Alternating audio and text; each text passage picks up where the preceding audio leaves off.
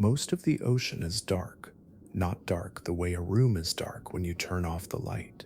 Completely, permanently dark. The kind of dark where light has never arrived and never will. About 79% of the entire volume of Earth's living space is ocean water, deeper than a kilometer, almost all of it lightless. And the deeper you go, the stranger the rules become. By around 200 meters down, the sun is already gone. The pressure has already begun to build. One full atmosphere of force added for every 10 meters of descent. By 1,000 meters, any creature with air spaces inside its body, lungs, a swim bladder, anything, would be crushed by the weight of the water above it. Only about 1% of the food produced at the surface ever reaches that depth. Everything else is consumed on the way down. What arrives is fragments, particles, the remains of things that died far above, and yet life is down there, enormous amounts of it. Creatures survive here, not just barely, but in ways that seem to ignore the rules entirely. Some create their own light in total darkness. Some wait motionless for hours or days for a single opportunity. Some live on so little energy they almost seem frozen in time. The deeper you go, the less the ocean makes sense, and the more dangerous it becomes.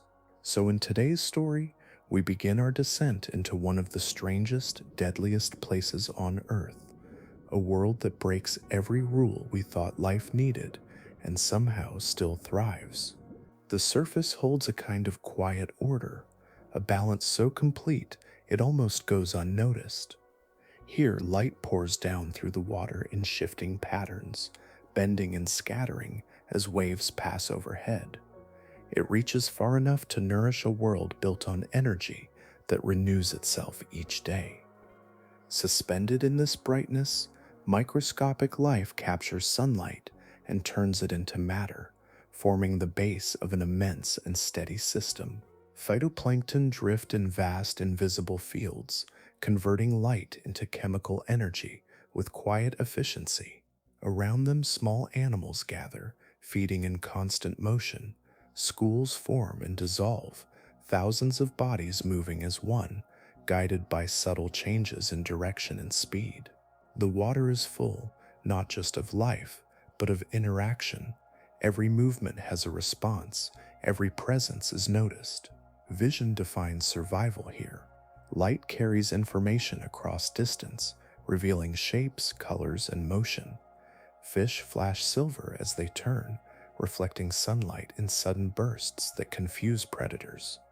Others carry patterns along their bodies, stripes or gradients that distort their outline in the shifting brightness. Camouflage is not absence, but illusion, a careful blending into a world where nothing remains still for long. Predators move with purpose, built for pursuit. Streamlined bodies reduce resistance, muscles deliver bursts of speed, and eyes remain fixed on targets that cannot vanish completely in the open water. A chase unfolds as a test of endurance and reaction, where both hunter and hunted rely on the same rules. The difference lies in timing, in precision, in the slight advantage that determines the outcome of a single encounter. Prey are not defenseless. They respond with agility, turning sharply, scattering in coordinated bursts that fracture the predator's focus.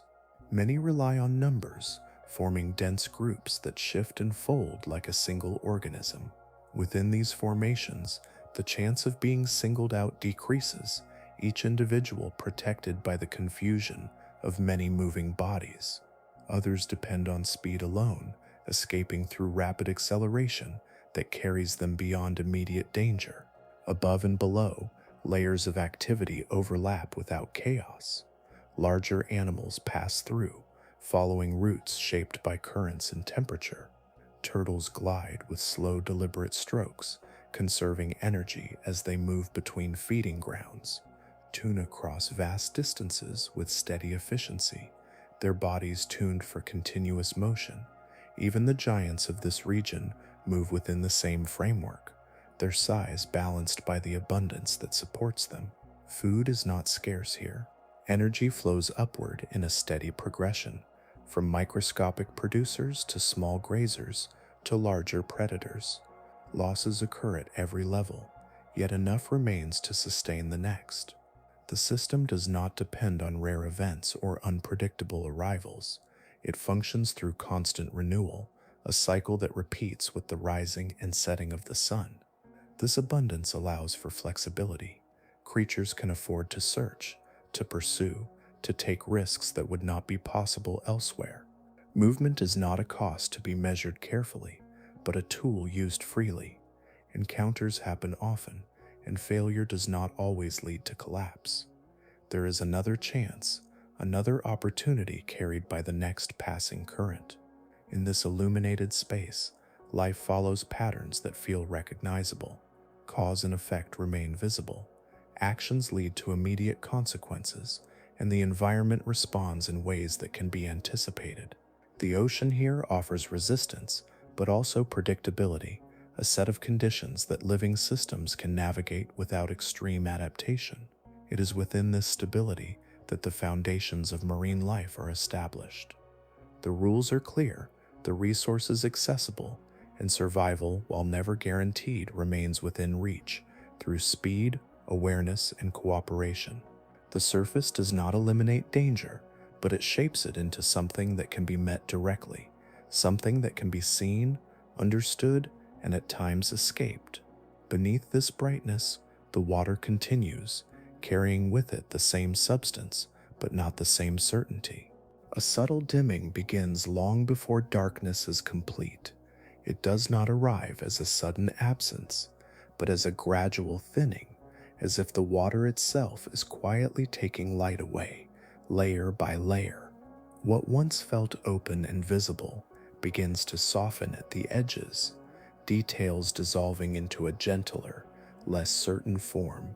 Sunlight enters the ocean, carrying a spectrum, each wavelength moving differently through the water. Red fades first, slipping away within the upper layers until it no longer exists below. Objects that once held warm tones lose them entirely, becoming muted, then altered, then something else entirely. Orange follows, then yellow, each color vanishing in sequence, leaving behind a narrowing band of blues that reach deeper than the rest. As this progression continues, the world becomes less defined. Surfaces that once reflected light with clarity now absorb it. Shapes remain, but their boundaries soften, blending into the surrounding water. Distance becomes difficult to measure. What is near and what is far begin to lose distinction, replaced by gradients of fading visibility. In this changing environment, sight begins to lose its reliability. Information carried by light weakens, reducing the ability to detect motion at a distance. A moving body no longer announces itself as clearly, its outline blurred by the dimness. Recognition becomes delayed, sometimes arriving too late to prompt a response. Predators begin to find advantage in this uncertainty. Their approach no longer needs to be concealed by speed alone. The diminishing light creates natural cover, allowing movement to remain unnoticed until the final moments. Eyes adapted to lower brightness gather what remains, becoming more sensitive, tuned to detect the faintest contrasts that still exist. Prey, once able to rely on early detection, now operate with reduced awareness. The time between noticing and reacting shortens. Escape still depends on movement, but the moment to initiate it becomes harder to find. The balance that once allowed both sides to engage under similar conditions begins to shift. Subtly at first, then with increasing consequence. Color, once a tool for communication and concealment, loses its function. Patterns designed to disrupt outlines or signal warning fade into uniform tones. In their place, other strategies begin to emerge. Some bodies take on a silvery translucence, reflecting what little light remains. Others darken, blending into the dim surroundings where contrast is minimal. The water itself seems to thicken visually, not in substance, but in perception. Light no longer travels as freely, and what does pass through is scattered, redirected, diminished. Shadows no longer fall in clear shapes, but spread softly, merging with one another until they become indistinguishable from the space around them. Movement changes as a result. Fast, direct pursuit becomes less effective when targets cannot be tracked with precision. Predators begin to rely more on proximity, closing the distance before committing to action. Prey respond by altering their behavior, reducing unnecessary motion that might reveal their position in a field where even slight disturbances can be detected. In this dimming world, survival begins to depend less on what can be seen and more on how uncertainty is managed. The senses begin to shift in importance, with vision slowly giving way to other forms of perception that do not rely on light. The environment encourages this transition, offering fewer visual cues and more subtle signals carried through water itself. What remains of sunlight continues downward, but it no longer defines the space as it once did. It becomes a faint presence, a reminder of what exists above, rather than a resource that shapes daily life. The deeper layers receive only fragments, weakened and scattered, insufficient to sustain the same clarity. Here the ocean begins to feel less familiar, not because it has changed in substance, but because the way it can be understood has altered. The rules that once depended on sight begin to loosen, replaced by conditions where visibility is limited and certainty is reduced. The descent continues within this quiet transformation, where light is no longer a constant, but something gradually slipping away. Edges begin to dissolve before shapes themselves disappear. What once separated one form from another grows softer, as if the boundaries of bodies and space are slowly being erased. The water holds everything in a kind of dim suspension, where outlines no longer stand apart with certainty, and contrast fades into a quiet uniformity.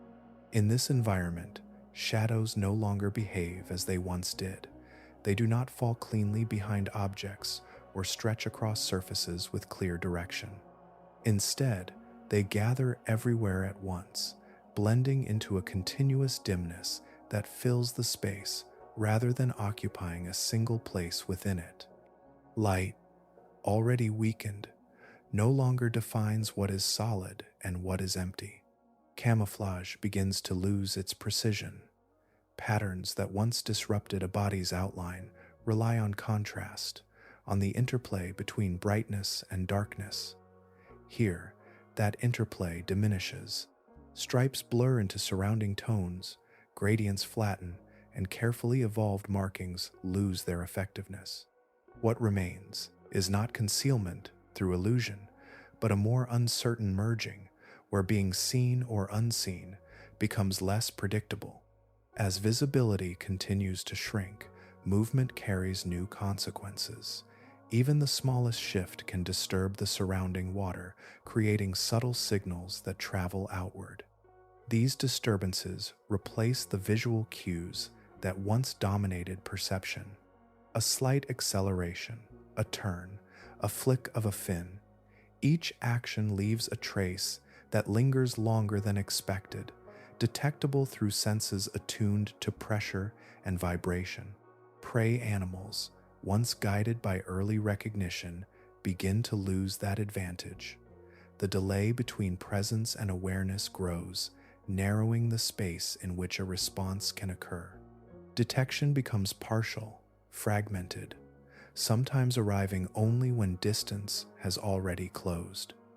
The margin for escape, once measured in space, is now measured in fractions of time. Predators adapt within this shifting balance, without the need to remain fully hidden in a visual sense. They rely on stillness as much as motion. Remaining suspended, nearly indistinguishable from the surrounding water, they wait within the dimness where contrast offers little warning. Their bodies align with the environment, not through color alone, but through the absence of unnecessary movement. When action occurs, it is brief and precise. There is no extended pursuit, no drawn-out chase across open space. Instead, the encounter resolves quickly, shaped by proximity and timing rather than endurance. The advantage lies in initiating movement at the exact moment when detection is least likely. For prey, stillness becomes a form of protection. Reducing motion limits the signals carried through the water, allowing presence to remain ambiguous. Drifting replaces active swimming, and energy is conserved not only for survival, but to avoid creating patterns that could be recognized. In this way, survival shifts toward minimizing interaction with the surrounding environment. The space itself contributes to this imbalance. With fewer clear references, orientation becomes more difficult. Without distinct visual landmarks, movement loses direction, and positioning becomes uncertain. Creatures navigate through gradients rather than fixed points, relying on subtle cues that do not always provide immediate clarity.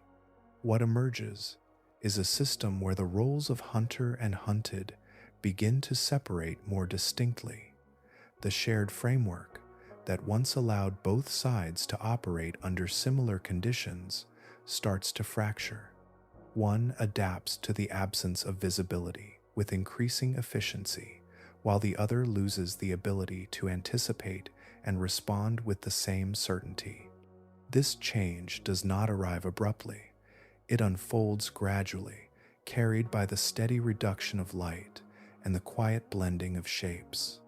The ocean remains continuous, yet its rules begin to diverge from what existed above. Hiding, once a reliable strategy, becomes less dependable, replaced by a more delicate balance between presence and absence. Within this dim layer, survival no longer depends on being unseen in a clear sense, but on existing in a way that resists detection altogether. There is no visible line marking where the ocean begins to press inward, yet the change is constant, building with every meter of descent. The water above accumulates silently, its weight stacking layer upon layer, creating a force that cannot be seen but is always present. It surrounds from every direction at once, equal and unrelenting, leaving no space untouched.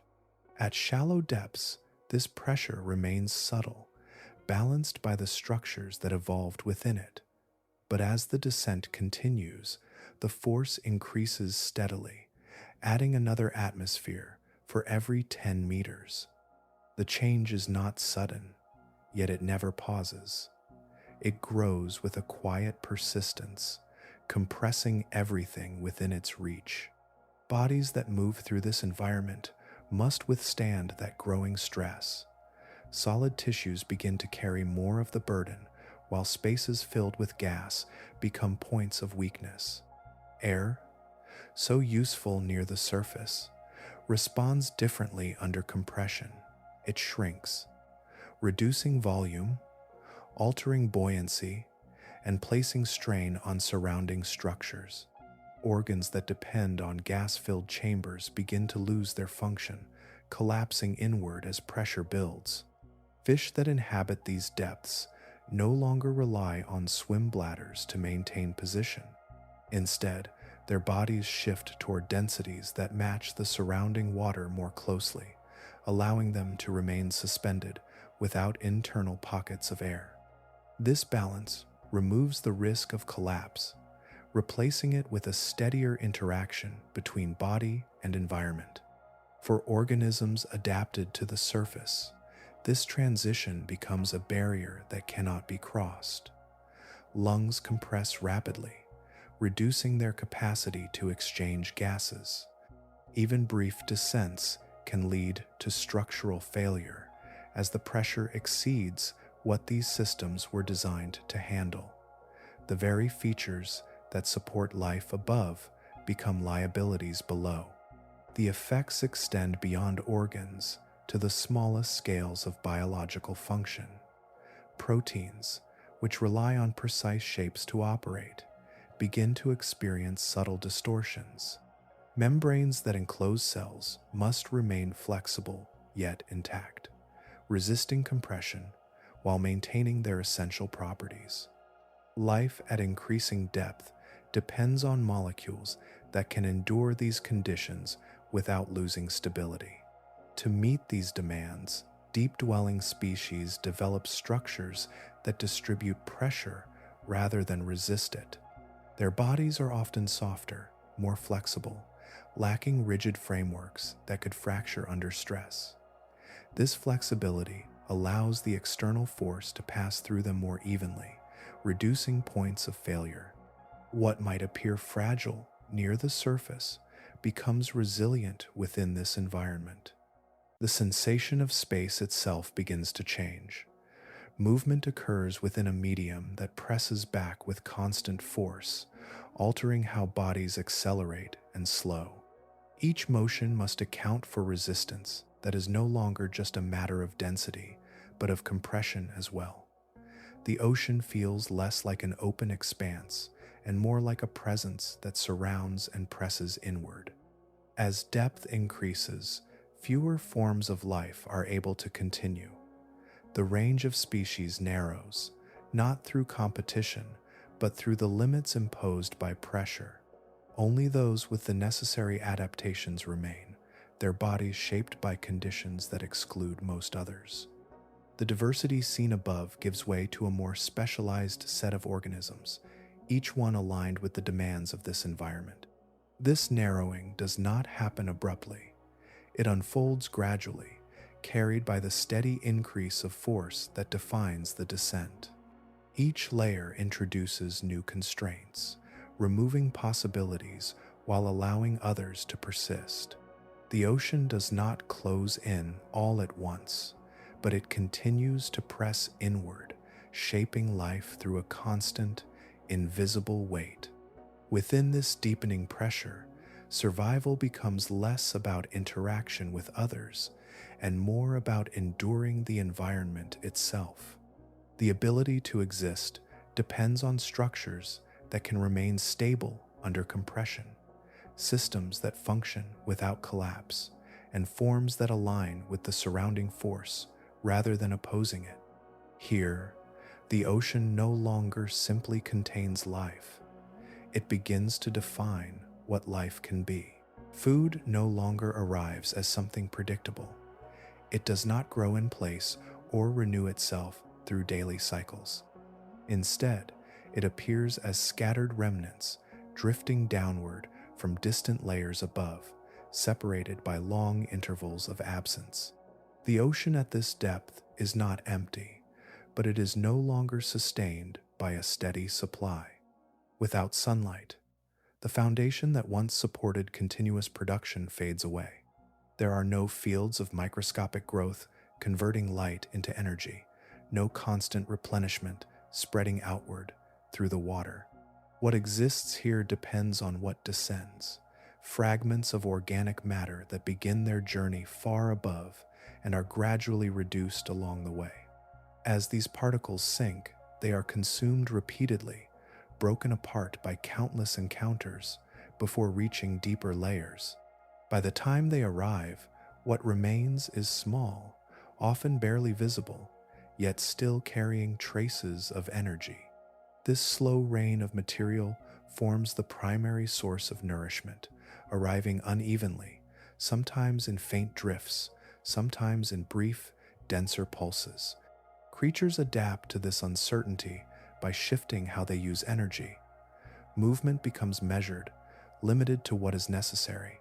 The constant activity seen nearer the surface is replaced by long periods of stillness, where conserving resources becomes as important as acquiring them. Every action carries a cost that cannot always be recovered quickly. Some organisms drift passively, allowing currents to carry them through the water in search of these descending fragments. Others settle into positions where particles are more likely to accumulate, waiting as the slow fall continues. Feeding is no longer a continuous process, but a series of rare opportunities that must be used efficiently. Bodies reflect this change. Metabolic rates slow, reducing the demand for constant intake. Growth becomes gradual, extending over longer periods. Processes that require significant energy are minimized, allowing survival to persist even when food remains absent for extended stretches of time. Encounters with larger sources of nourishment, such as the remains of a fallen animal, become significant events. These occurrences are infrequent, yet when they happen, they provide a temporary concentration of energy that can sustain multiple organisms. Life gathers around these moments, each individual taking what it can before the resource is exhausted. The absence of regular feeding shapes behavior. Creatures cannot rely on immediate success and must endure intervals where no food is available. Their systems are adapted to withstand these gaps, storing energy when possible and reducing consumption when necessary. Survival depends not on constant intake, but on the ability to persist through absence. In this environment, efficiency replaces abundance as the guiding principle. Energy is not wasted on unnecessary movement or rapid growth. Instead, it is allocated carefully, supporting only the functions required to continue existing. The balance between intake and expenditure becomes precise, maintained over extended periods rather than short cycles. The water carries little indication of where the next source might appear. There are no visible markers, no consistent patterns that can be followed with certainty. Organisms respond by maintaining positions where the probability of encountering food is slightly higher, relying on subtle variations in current and depth that influence how particles descend. As the descent continues, this reliance on falling material becomes more pronounced. The distance from the surface increases, and the journey of each fragment grows longer, reducing the amount that ultimately arrives. What was once a steady supply becomes increasingly sparse, stretching the intervals between opportunities even further. Within this quiet scarcity, life continues, shaped by the need to endure rather than pursue. Hunger is not a sudden condition, but a constant presence, managed through adaptation and restraint. The ocean no longer provides readily, yet it still supports those capable of existing within its limits, where survival is measured not by how often food is found, but by how long it can be waited for. Stillness begins to take on a different meaning here. It is no longer a pause between actions, but a deliberate state, held for long stretches with quiet precision. In a place where energy is limited and visibility no longer guides behavior, remaining motionless becomes an active strategy rather than an absence of movement. Predators adapt to this condition by changing how they approach the act of feeding. The swift pursuits of brighter waters give way to something slower, more patient. Instead of searching widely, they position themselves within the water, waiting for something to come within reach. Their presence blends into the surrounding environment, not through visual concealment alone, but through the absence of disturbance. Time stretches around these hunters. Minutes pass, then longer intervals.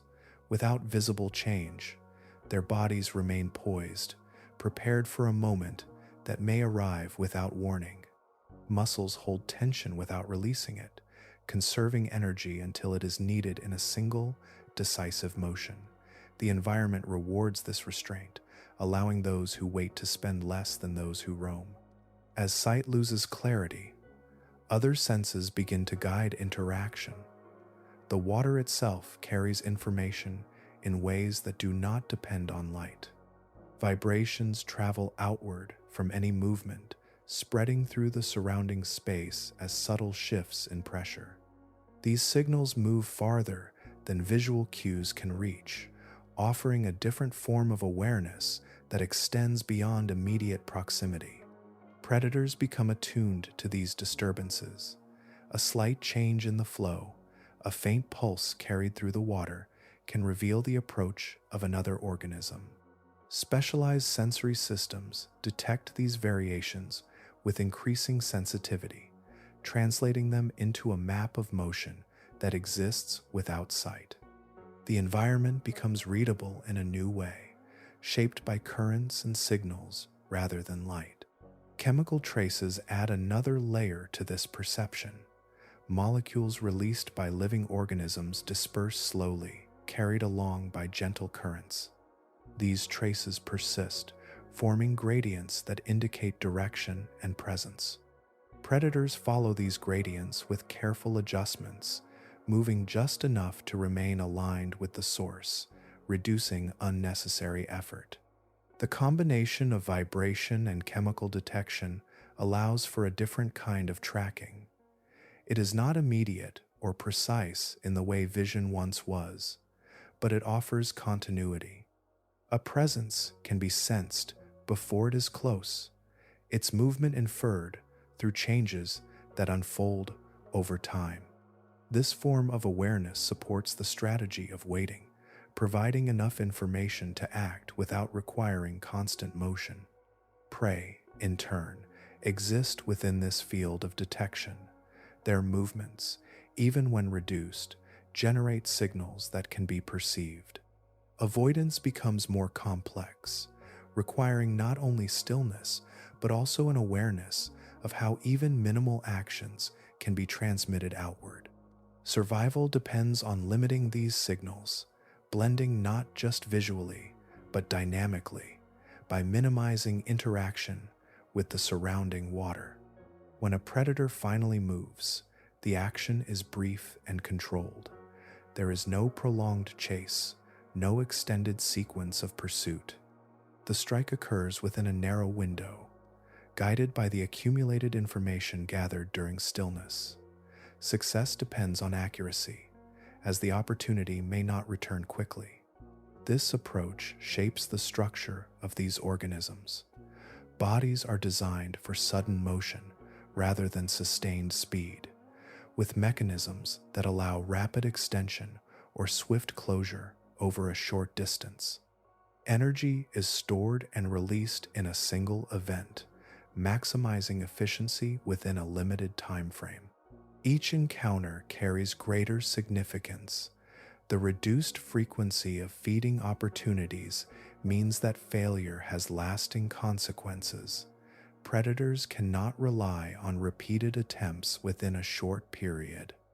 Their strategy must account for this, balancing patience with precision in a way that aligns with the scarcity around them. Within this environment, hunting becomes a quiet exchange between presence and perception. Movement is no longer constant, and action is no longer sustained. Instead, survival unfolds through stillness, guided by signals that move invisibly through the water, shaping interactions that occur in brief, decisive moments. Points of light begin to appear where none should exist. They do not arrive from above, nor do they spread evenly through the water. Instead, they flicker into being in isolated bursts, brief and precise, as if the darkness itself has learned to produce its own signals. These lights are not reflections or remnants of the sun. They are created from within living bodies, the result of chemical reactions that release energy in the form of photons. Molecules interact in controlled sequences, producing a cold glow that requires no heat, no external source, only the internal machinery of the organism itself. In a world where light has nearly vanished, life begins to generate it. The glow takes many forms. Some appear as faint pulses, soft and intermittent, barely illuminating the surrounding water. Others shine with sharper intensity, concentrated into small points or narrow lines. Patterns emerge, specific to each species, shaped by function rather than decoration. The light is not constant unless it serves a purpose. It is activated, controlled, and often brief. For predators, this light becomes a tool of attraction. A small luminous point can resemble something edible, mimicking the movement or presence of prey. Suspended in the water, it draws attention within a limited range, offering just enough signal to invite approach. The predator remains still, positioned just beyond the reach of its own glow, waiting for the response it has created. As another organism moves closer, guided by that faint illumination, the distance closes without resistance. The signal does not reveal danger. It suggests opportunity, a rare chance within an environment where food is uncertain. By the time recognition shifts, the encounter has already resolved, shaped by the deception embedded within the light itself. Other uses emerge alongside this strategy. Some creatures release sudden flashes when disturbed, creating brief bursts that disrupt perception. In that instant, outlines vanish, replaced by brightness that overwhelms the limited vision available. Movement follows immediately after, using the confusion to create separation. The light does not illuminate escape, it obscures it. There are also displays that ripple across bodies in coordinated patterns, waves of luminescence traveling along skin or appendages. These signals may serve to communicate, to recognize others of the same kind within the darkness, where direct contact is rare. The ocean becomes filled with these coded exchanges, brief and localized, fading as quickly as they appear. In some species, light is directed downward, matching the faint glow that filters from above. This controlled emission reduces contrast, allowing the organism to blend into the dim background when viewed from below. Rather than hiding in shadow, it creates an artificial brightness that aligns with its surroundings, removing the silhouette that would otherwise reveal its presence. The darkness, once uniform, becomes layered with these signals. It is no longer empty, but filled with points of activity that appear and vanish without warning. Each light carries meaning, yet that meaning is not always clear. What seems like a source of information may instead be a trap, a distraction, or a false indicator of safety. For those moving through this environment, interpretation becomes uncertain. Light no longer guarantees clarity. It cannot be assumed to reveal what is present. Instead, it introduces ambiguity, offering signals that must be approached with caution. The senses that once relied on illumination now operate within a field of deliberate misdirection. The production of light requires energy, and in a place where resources are limited, this cost must be justified. Each flash, each glow, each controlled emission reflects a balance between expenditure and advantage. It exists because it improves the likelihood of survival, whether by attracting, avoiding, or communicating. Within this shifting system, light changes its role entirely. It is no longer a passive element that reveals the environment. It becomes an active force, shaped and deployed by life itself. The ocean remains dark, yet it is no longer empty of illumination. It is filled with signals that do not simply show what is there, but influence what happens next. Form begins to loosen, as if the idea of a fixed shape is no longer required. Bodies that once relied on firm structure give way to something more yielding, something that can exist without resisting the surrounding force.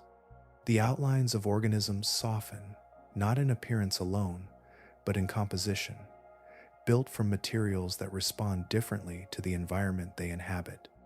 Rigid frameworks become less common as depth increases. Dense bones and hard supports, useful in shallower layers, introduce points of strain when pressure intensifies. In their place, tissues shift toward flexibility, allowing external force to pass through rather than press against. This change reduces the risk of structural failure, replacing strength through resistance, with strength through adaptation. Many species develop bodies with higher water content, minimizing the difference between themselves and the medium that surrounds them. This alignment reduces internal stress, as there are fewer boundaries where pressure can create imbalance. The organism becomes less distinct from its environment in a physical sense, its form shaped by compatibility rather than separation. Skeletons, when present, are often lighter, with reduced density and simplified structures. Some bones become thinner, others diminish entirely, leaving only what is necessary to support essential functions. The body does not collapse without these elements, as other systems take on supportive roles.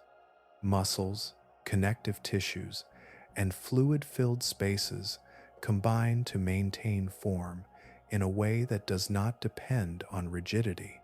In some cases, structures that appear fragile would not endure conditions nearer the surface. Gelatinous bodies, translucent and delicate in appearance, are well suited to the pressures of depth, but lack the resilience required for more dynamic environments above. Their composition allows them to remain stable where compression is constant, yet they would deform or fail under different conditions. Buoyancy is achieved not through gas-filled cavities, but through subtle adjustments in density. Lipids, which are less dense than water, may be incorporated into tissues, providing lift without introducing compressible spaces. This approach maintains balance without exposing the organism to the risks associated with pressure changes. Movement becomes more about maintaining position than overcoming weight. The internal chemistry of these organisms also adapts.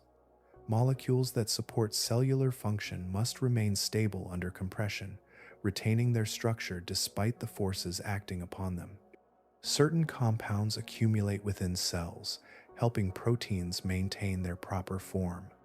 These adjustments occur at scales invisible to the eye, yet they define the limits within which life can persist. Limbs and appendages, when present, often appear elongated or simplified, extending gently into the surrounding water. These forms allow for minimal energy expenditure, supporting slow, deliberate motion rather than rapid acceleration. The body does not need to withstand sudden forces, only to remain functional within a steady, compressive environment. Sensory structures follow similar trends.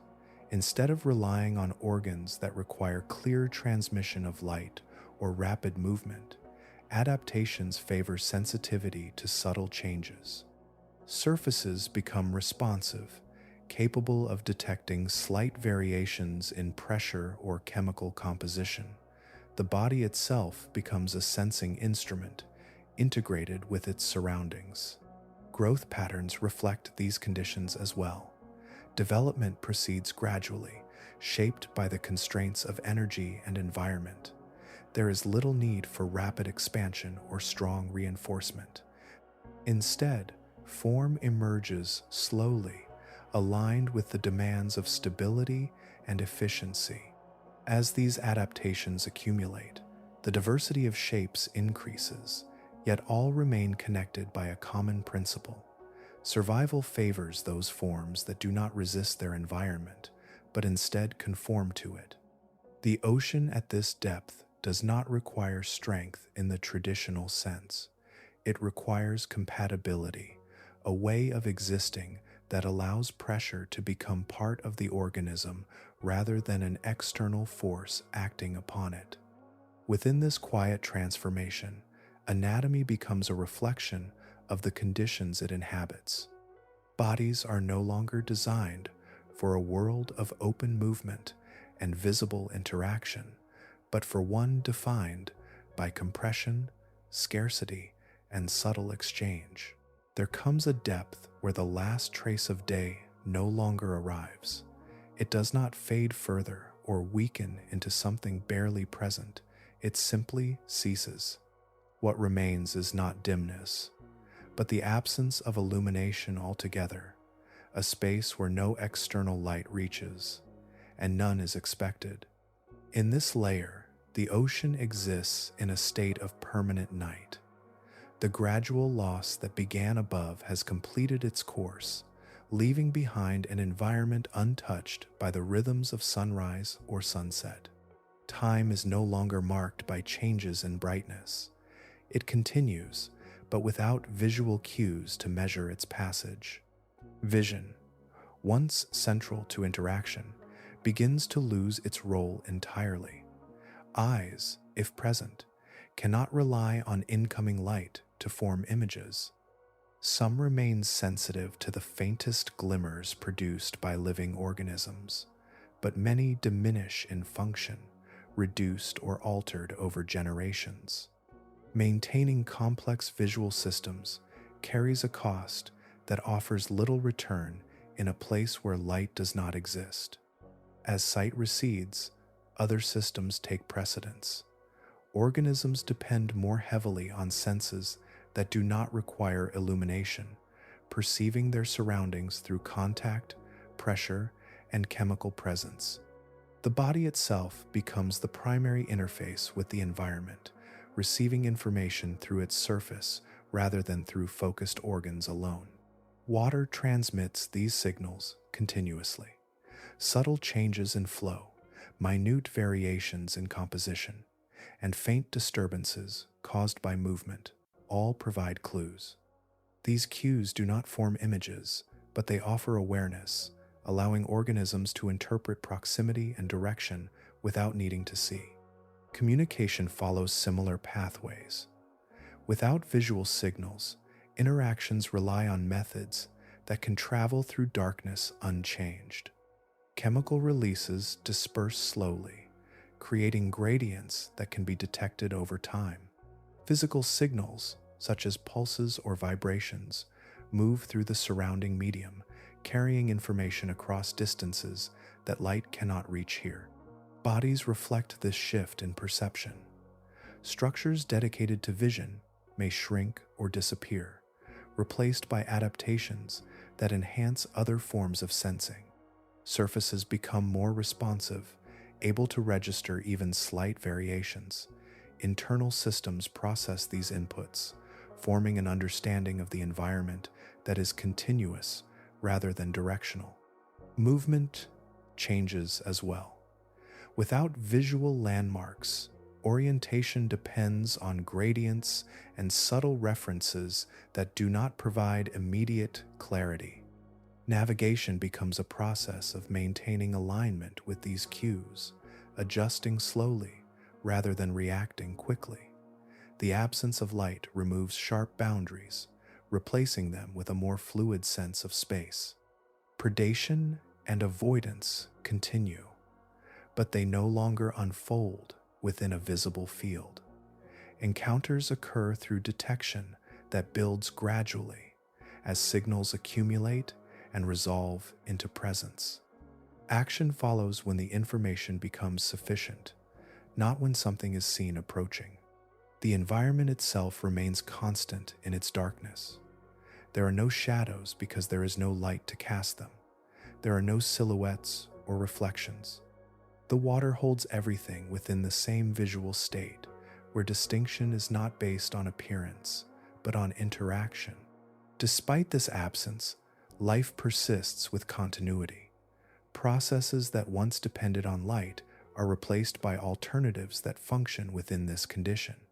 Energy is acquired, movement occurs, and interactions continue, all without the need for illumination from above.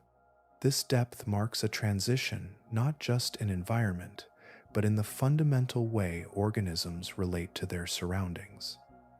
The ocean no longer presents itself as something to be seen. It becomes something to be sensed, interpreted through signals that move silently through the water. Here, the familiar framework of perception has fully shifted. The descent has reached a point where light is no longer part of the system, and survival depends on entirely different forms of awareness, ones that operate without the need for vision at all. Motion begins to carry a cost that cannot be easily recovered. It is no longer a simple act of moving from one place to another, but a decision that draws from limited reserves. In a region where energy arrives infrequently, each movement must be measured against what remains within the body. Swimming, once a continuous rhythm, becomes something used sparingly. Muscles still function, but their activity is restrained, engaged only when necessary. The water does not invite constant motion here.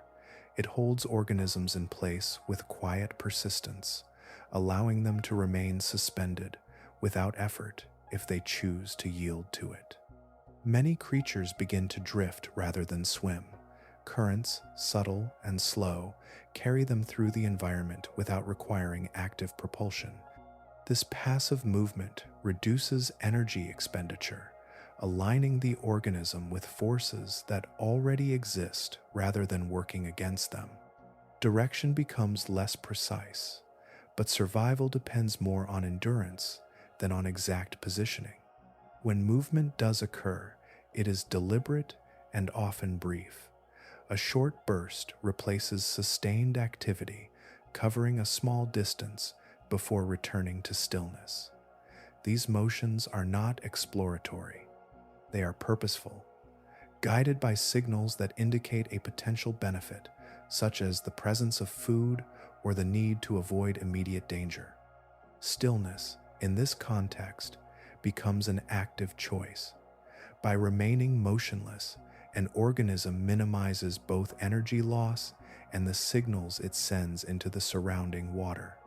Even slight movements can create disturbances that travel outward, detectable by others. Reducing these signals decreases the likelihood of unwanted encounters, allowing presence to remain less defined. The body adapts to support this strategy.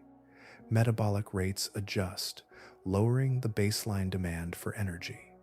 Systems operate more slowly, extending the time that reserves can sustain essential functions. Growth, repair, and reproduction all align with this reduced pace, ensuring that survival does not depend on frequent intake. Encounters between organisms reflect this change. Instead of frequent interactions driven by movement, they occur less often, shaped by chance and proximity. A drifting body may pass near another, creating a brief moment of detection. Whether that moment leads to action depends on the balance between opportunity and cost. Predators, already adapted to waiting, refine their approach further. They conserve energy by minimizing unnecessary motion, relying on the environment to bring potential prey within reach. Their readiness is constant, but their activity remains low until the precise moment when action is required. Prey respond in kind, reducing their own movement to avoid detection. The distinction between hiding and simply remaining still becomes less clear. Without clear visual cues, absence of motion itself becomes a form of concealment, blending the organism into the surrounding space through inactivity. The environment reinforces this behavior. Without abundant resources, there is little incentive to move continuously. The likelihood of encountering food does not increase proportionally with effort, making constant motion inefficient. Instead, patience becomes a defining trait, allowing organisms to endure extended periods without significant change. Energy, once part of a dynamic exchange, becomes something to be preserved above all else. Each action must justify its cost, contributing directly to survival.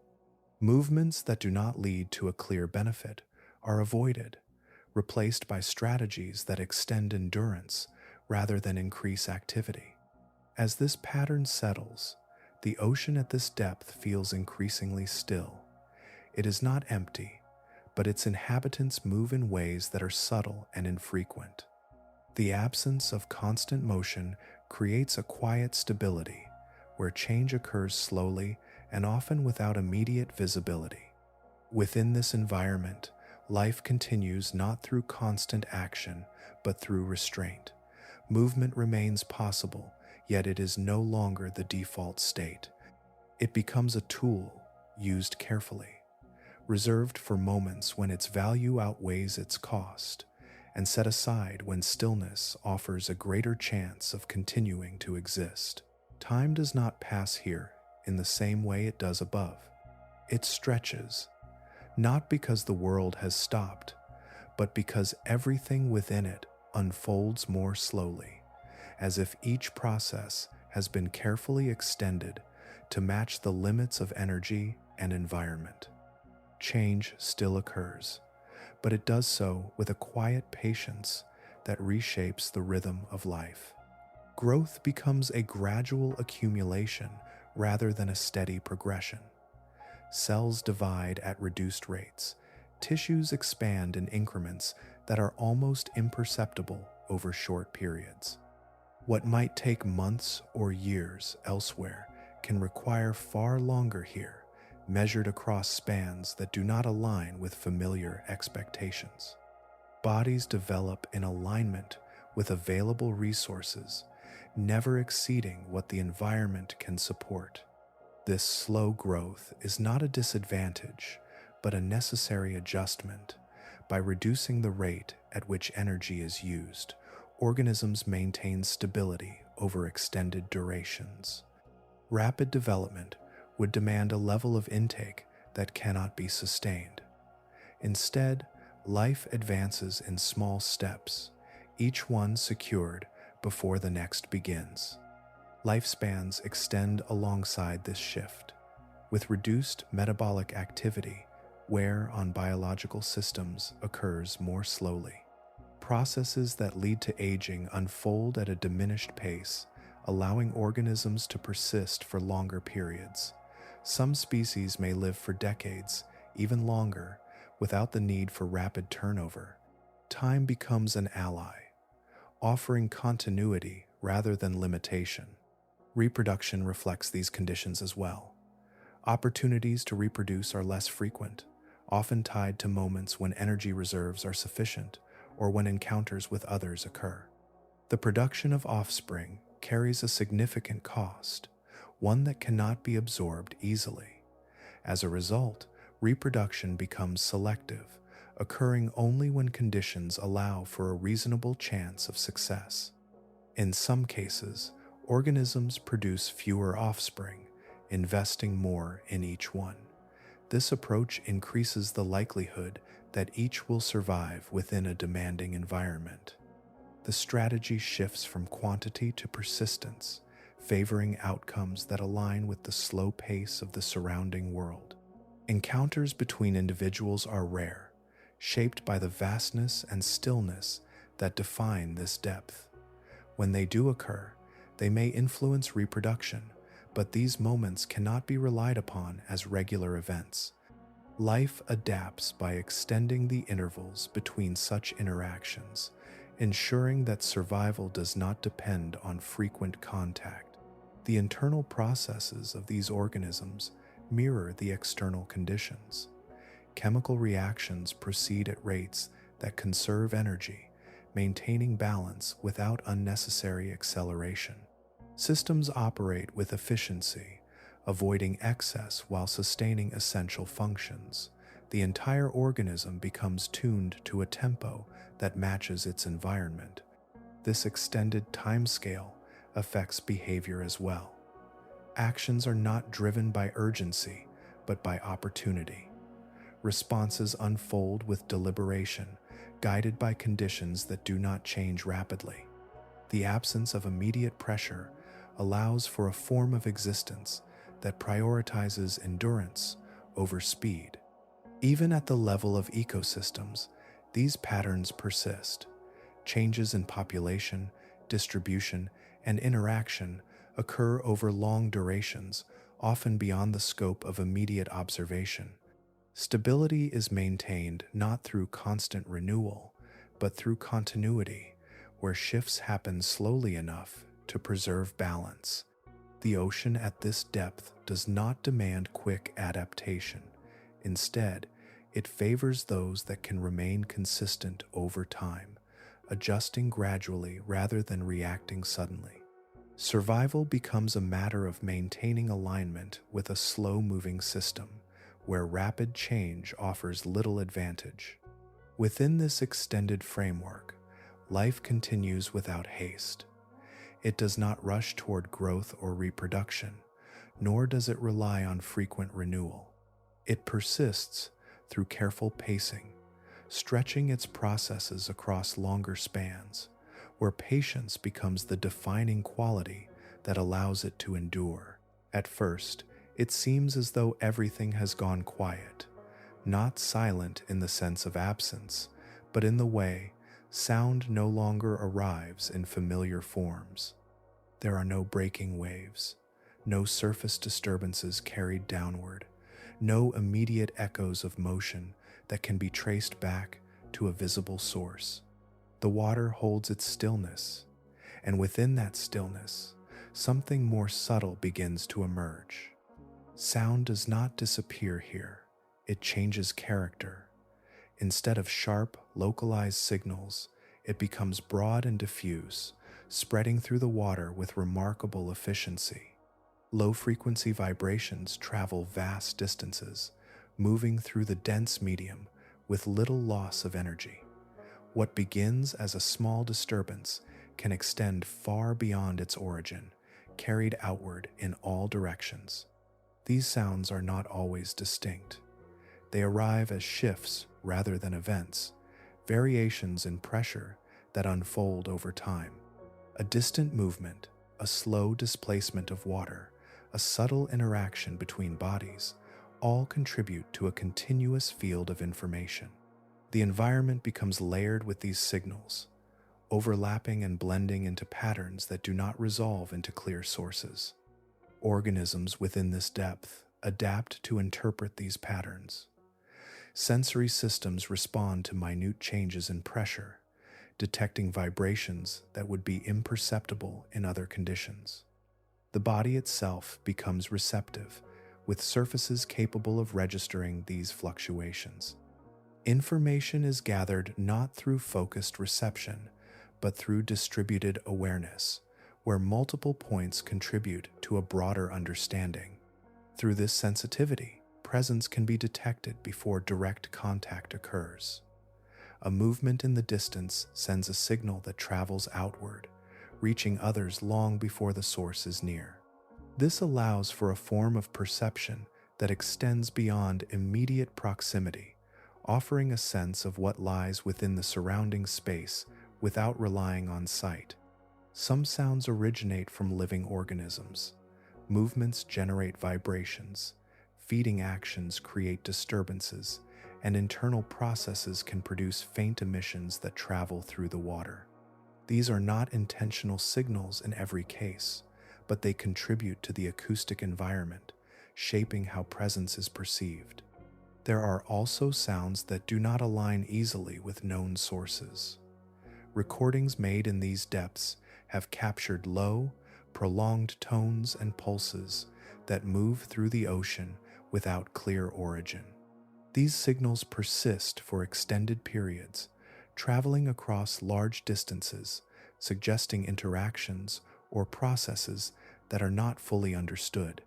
They form part of the background, a continuous layer that coexists with the more immediate vibrations of nearby activity. For predators, this environment offers a different approach to detection. Rather than locating prey through direct observation, they interpret changes in the acoustic field. A disruption, however slight, indicates movement, and that movement can be followed through the way it alters the surrounding water. This method does not require visibility, only sensitivity to variation. Prey respond by minimizing the signals they produce.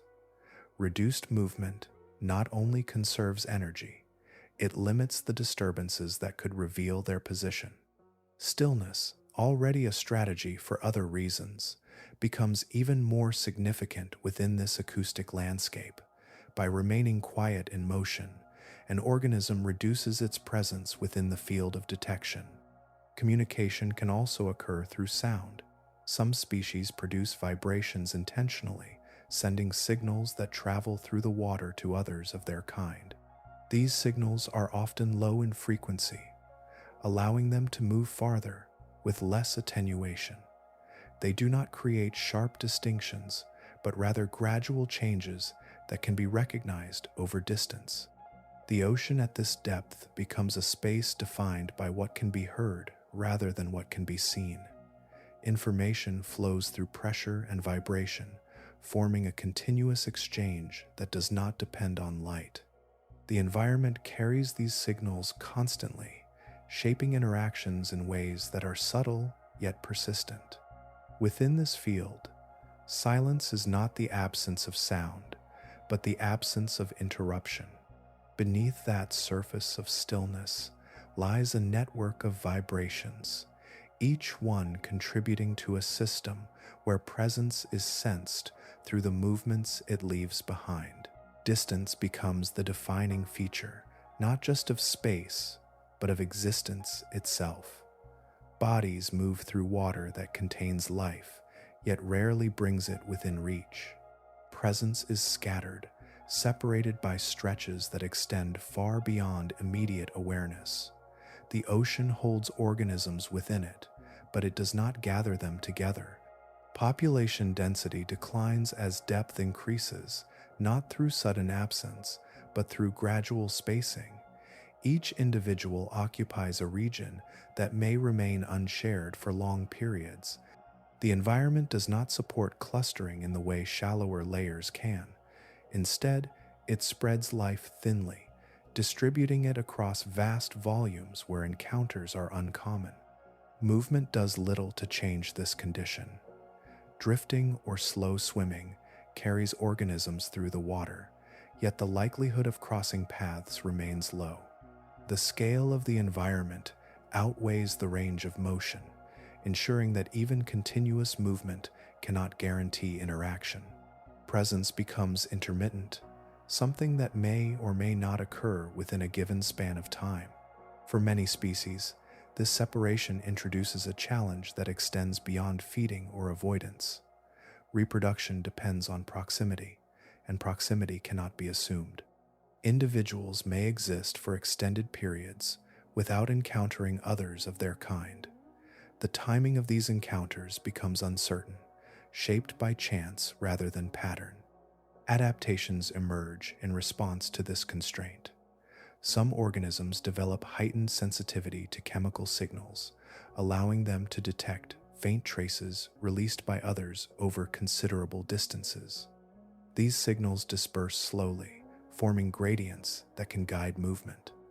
Following such cues requires patience, as the information unfolds gradually and may shift with subtle changes in current. Other strategies reduce dependence on frequent encounters. Some species are capable of storing reproductive material, maintaining it until an opportunity arises. This allows a single meeting to support future reproduction, extending its effect beyond the moment of contact. In this way, a rare event can have lasting significance. There are also forms of reproduction that do not require a partner in the immediate sense. Certain organisms produce offspring independently, ensuring continuity even in isolation.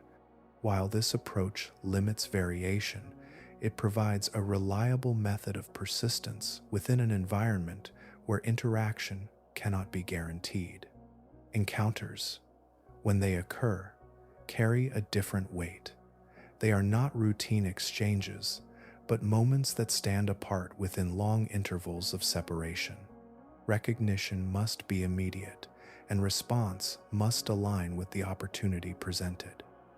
There is little room for delay, as the conditions that bring individuals together may not last. The emotional framing of loneliness does not apply here in the way it might elsewhere, yet the condition of isolation remains. Each organism exists largely on its own, navigating the environment without regular contact.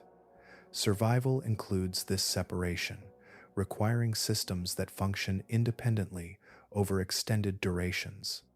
Behavior reflects this independence. There is no reliance on group dynamics or coordinated movement.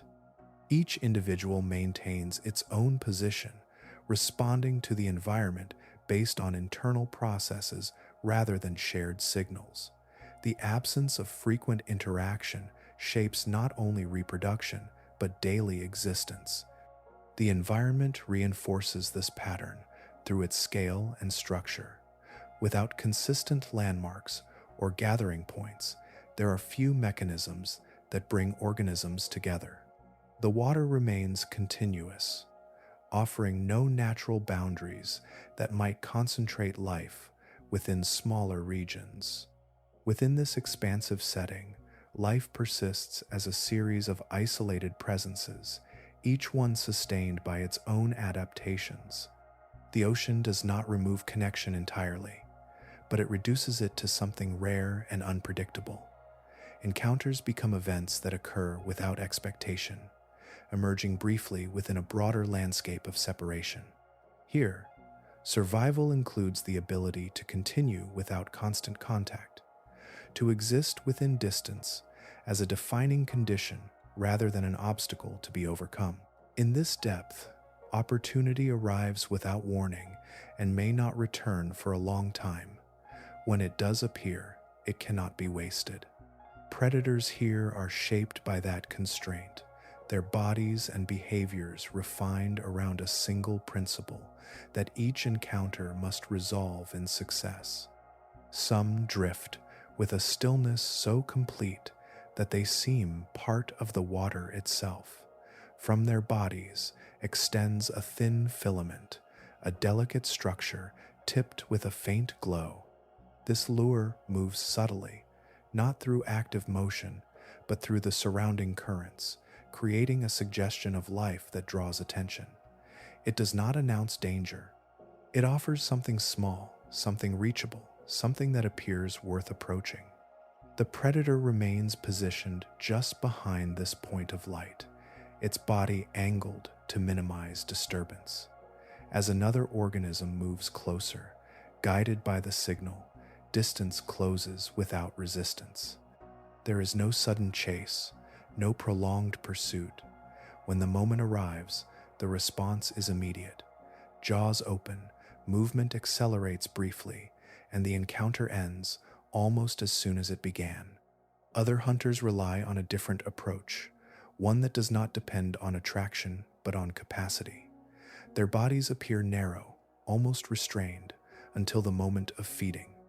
Then the structure expands, jaws unfolding far beyond what their resting form suggests. The mouth opens wide, capable of enclosing prey larger than expected, drawing it inward with a single motion. This expansion is not sustained. It occurs quickly, then returns to a more compact state, preserving energy while allowing the organism to process what it has captured. The ability to take in large prey reduces the frequency of necessary feeding events, aligning with an environment where opportunities are rare. There are also predators whose teeth define their method. Long, slender structures extend from the jaws, interlocking in a way that prevents escape once contact is made. These teeth do not slice or tear in the traditional sense. Instead, they secure, holding prey in place as it is guided inward. The design ensures that once the initial strike succeeds, the outcome is controlled. The bodies of these organisms often appear disproportionate, with features that prioritize function over symmetry. Heads may be large relative to the rest of the body, jaws oversized, teeth elongated beyond what would be practical elsewhere. Each element reflects a single requirement: to capture and retain what is encountered without loss. Energy expenditure is concentrated into brief moments. Long periods of inactivity are followed by rapid, decisive action. There is little room for error. A missed attempt represents more than a failed interaction. It represents a lost opportunity that may not be replaced soon. The cost extends beyond the moment, affecting the balance that sustains the organism over time. Prey, in turn, exist within this system, shaped by the same constraints. Their responses are limited by the conditions around them, by reduced detection and the absence of early warning. Once within range, escape becomes unlikely, as the predator's adaptations are designed to eliminate that possibility. The environment reinforces this precision. Without frequent encounters, there is no advantage in repeated attempts. Strategies that depend on trial and error do not persist here. Instead, success is built into the structure itself, into mechanisms that function reliably when activated. Digestion proceeds slowly, matching the pace of life at this depth. A single feeding event may sustain an organism for extended periods, reducing the need for immediate repetition. This allows predators to return to stillness, conserving energy while waiting for the next opportunity. Within this system, hunting is not an ongoing process, but a series of isolated events, each one carrying significant weight. The design of the predator reflects this reality, ensuring that when the moment arrives, it is resolved with efficiency. Survival depends not on how often food is found, but on what happens when it is. Nothing here begins on its own. The system does not generate, it receives. What sustains this depth arrives already diminished, passed down through layers that have taken their share, leaving only what could not be used above. Without sunlight, there is no origin point within this space. No organisms transform light into energy. No base layer forms to support the rest. The chain exists, but its first link is missing. What remains is a continuation, a structure that depends entirely on what drifts downward from distant regions where production still occurs. That descent is slow and uneven. Fragments fall through the water column, altered at every stage, reduced by countless encounters before reaching this level. By the time they arrive, they no longer resemble their beginnings. They are smaller, more diffuse, carrying only traces of the energy they once held. This creates a system that is inherently fragile. Each transfer removes a portion that cannot be replaced locally. There is no renewal at the base, only redistribution of what survives the journey. If less arrives, nothing within this depth can compensate. The entire structure adjusts to whatever is available, expanding or contracting within narrow limits. Distribution adds another layer of uncertainty. These descending materials do not spread evenly. Currents shift them, disperse them, concentrate them briefly before carrying them away again. Some regions receive slightly more, others remain nearly untouched for extended periods. Life persists within this uneven pattern, adapting to both presence and absence without reliable expectation. Organisms do not compete through direct conflict as they might elsewhere. Instead, they align themselves with opportunity, positioning where the chance of receiving material is slightly higher. Even this advantage is subtle, offering only a marginal increase rather than a guarantee. Success depends less on dominance and more on endurance within these fluctuating conditions. Efficiency becomes the defining principle. Every process within the body must operate with minimal loss. Digestion extracts as much as possible from each intake, leaving little unused. Storage systems retain what can be spared, allowing energy to be carried forward into periods when nothing arrives. There is no excess to waste, no margin for inefficiency. This need for precision extends to behavior. Movement, already limited, is further reduced when it does not lead directly to gain. Feeding is opportunistic, guided by what is encountered rather than what is pursued. The environment does not reward searching widely, only responding effectively when something appears. Large inputs of energy, though rare, reshape the immediate surroundings when they occur. The descent of a substantial organic mass introduces a concentrated source that supports multiple organisms at once. These events unfold gradually as each participant takes what it can. The concentration diminishes over time, returning the system to its usual state of scarcity. Between these moments, the chain remains stretched thin. Each level depends on what reaches it, with no ability to generate more. The connection between layers is maintained, but it is delicate, sustained by a continuous yet limited flow from above. Any interruption, even slight, can ripple through the system, affecting all that depend on it. Adaptation does not eliminate this fragility. It works within it. Organisms become finely tuned to the conditions, capable of surviving on minimal input, yet still bound by the constraints of supply. Their existence reflects a balance that cannot shift far without consequence. Survival is not driven by abundance or growth. It is maintained through careful use of what little arrives, through systems that preserve energy and reduce loss at every stage. The ocean at this depth does not support expansion. It sustains continuation, holding life within a narrow range defined by what falls from far above. The ground appears slowly, not as a sudden boundary, but as a quiet presence emerging from the darkness.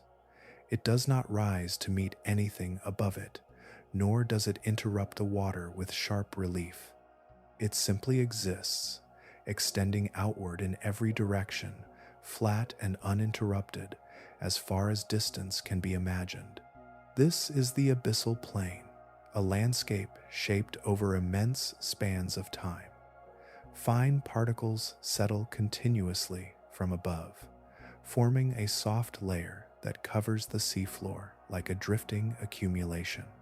Each fragment that arrives becomes part of this surface, building it gradually, almost imperceptibly, into a terrain that holds no edges, no abrupt changes, only a steady, uniform expanse. The sediment itself carries traces of distant origins. Microscopic shells, organic remnants, and mineral dust combine into a blanket that absorbs movement and softens contact. Anything that touches this surface leaves only a faint impression, one that may remain undisturbed for long periods before being covered again by the slow fall from above. Life exists here, but it does not gather. Organisms are spaced far apart, each occupying its own portion of the plain. The distance between them can stretch far beyond immediate perception, creating a pattern of presence that is scattered rather than clustered. Encounters remain infrequent, shaped by the scale of the environment rather than by behavior. Movement across this terrain is limited. Some creatures glide just above the surface, maintaining a slight distance from the sediment as they drift or move slowly forward. Others remain in contact with the ground, their bodies adapted to rest upon or within the soft layer. In both cases, motion is restrained, used only when necessary, allowing the surrounding stillness to dominate. The seafloor does not encourage rapid change. Without strong currents or frequent disturbances, the environment remains stable over extended periods. Tracks, if formed, can persist, and the arrangement of particles shifts only gradually. This stability creates a setting where time seems extended, where processes unfold without urgency. Feeding here follows the same pattern seen above, yet it is even more subdued. Particles that reach the seafloor accumulate in thin layers, offering a resource that is present but limited. Organisms interact with this material carefully, extracting what they can without disturbing more than necessary. Each interaction leaves the surface slightly altered, though the overall appearance remains unchanged. The absence of structure shapes how life persists. There are no reefs, no vertical features, no natural formations that concentrate activity. The plane offers continuity rather than variation, requiring organisms to adapt to an environment that provides little in the way of shelter or distinction. Survival depends on alignment with this uniformity, rather than reliance on specific locations. As the descent settles at this level, the sense of scale becomes more apparent. The seafloor stretches beyond any immediate boundary, continuing without interruption. The water above remains vast, yet the ground below adds another dimension of continuity, reinforcing the idea that this environment extends far beyond any single point. Sound, movement, and interaction all diminish within this setting. Vibrations travel, but with little to interrupt them. Motion occurs, but infrequently. Presence is defined more by persistence than by activity, each organism maintaining its position within a landscape that does not change quickly. The abyssal plane holds everything within a quiet equilibrium. It does not demand adaptation through complexity, but through consistency. Life here does not rely on frequent encounters or rapid responses.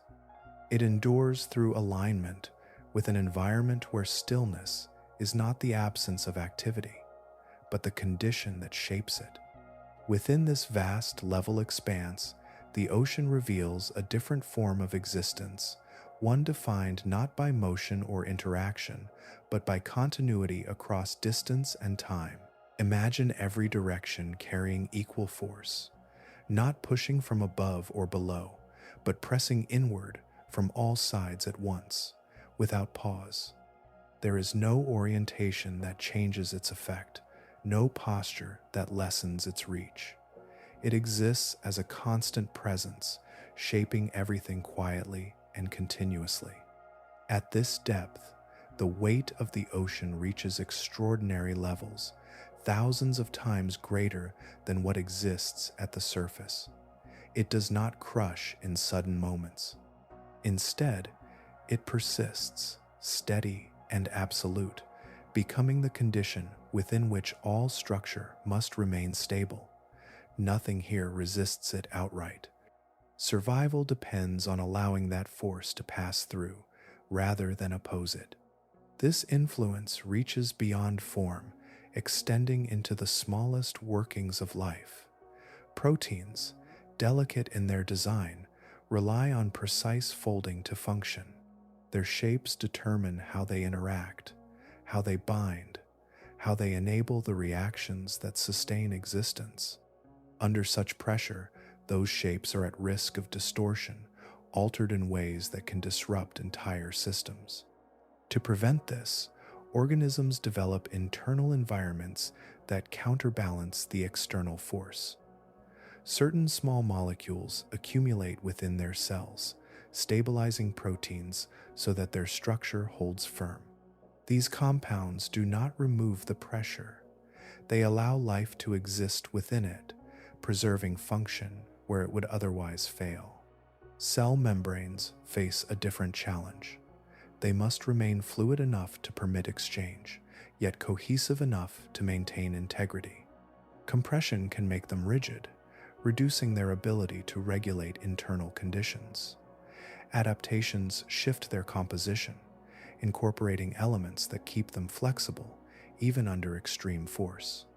This balance ensures that cells remain active rather than locked into inactivity. Inside those cells, enzymes continue to guide reactions that define life. Their efficiency depends on maintaining both structure and motion, even as the surrounding environment alters how molecules interact. Reaction rates adjust, pathways adapt, and processes continue within limits that are carefully maintained. Water itself behaves differently under such conditions.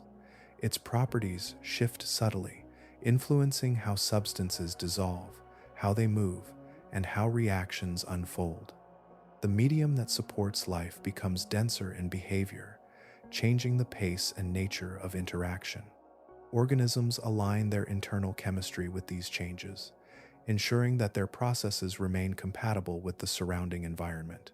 There is no relief from this pressure. It does not fluctuate or diminish. From the moment an organism forms, it exists within these conditions entirely. Development occurs under constant compression, shaping every aspect of its biology from the beginning. There is no transition, no adjustment period, only continuity. Structures that might seem strong elsewhere become liabilities here. Rigidity creates points of failure, while flexibility allows force to distribute evenly. This principle extends from visible anatomy down to molecular arrangement, where stability is achieved through adaptation rather than resistance. Energy remains limited, and maintaining these adaptations requires careful balance. Producing stabilizing compounds, adjusting membrane composition, and sustaining pressure-tolerant processes all contribute to the organism's overall demand. Efficiency ensures that these systems function without exceeding available resources. Life persists at the edge of what biology can sustain. Each component operates within narrow margins, where even small deviations could lead to instability. Yet within those limits, continuity is maintained. Processes continue, structures hold, and systems function, all within an environment defined by unchanging force. Here, existence is not shaped by variation in conditions, but by the ability to remain stable within a single, overwhelming constant. Pressure does not arrive as a challenge to overcome. It is the environment itself, present in every moment, influencing every scale, from the shape of a body to the folding of a single molecule. Far below the drifting particles and quiet plains, the seafloor begins to change in ways that do not follow the patterns above. The ground fractures, and from those openings, something unexpected emerges. It is not light, and it is not the slow fall of material from distant layers. It is a release from within the earth itself, a steady outflow that reshapes the surrounding water. Hydrothermal vents rise from these fractures, expelling mineral-rich fluids heated deep beneath the crust. The water that emerges is dark and dense, carrying dissolved compounds that would not exist in such concentration elsewhere. As it meets the surrounding cold, it forms towering structures, chimney-like formations built from minerals that solidify upon contact. Around these structures, the environment shifts from uniform stillness to localized activity. What sustains life here does not come from above. It originates in the chemistry of these vent fluids. Instead of relying on sunlight, organisms draw energy from chemical reactions, transforming substances like hydrogen sulfide into usable forms. This process, known as chemosynthesis, replaces the role once held by photosynthesis, providing a foundation that does not depend on light at all. At the base of this system are microorganisms, bacteria that inhabit the surfaces of vents and the surrounding water. They do not drift passively or wait for descending material. They actively convert chemical energy into organic matter, forming the first layer of a new kind of food chain. Their presence creates a point of origin where none existed before, allowing life to build upward from within the depths themselves. Around these bacteria, larger organisms gather. Some host the microbes within their own bodies, forming symbiotic relationships that provide a direct source of energy.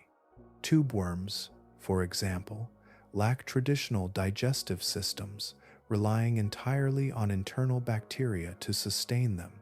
Their structures extend upward from the seafloor, drawing in the chemicals needed to support this partnership. Other species move among the vents, feeding on bacteria or on organisms that depend on them.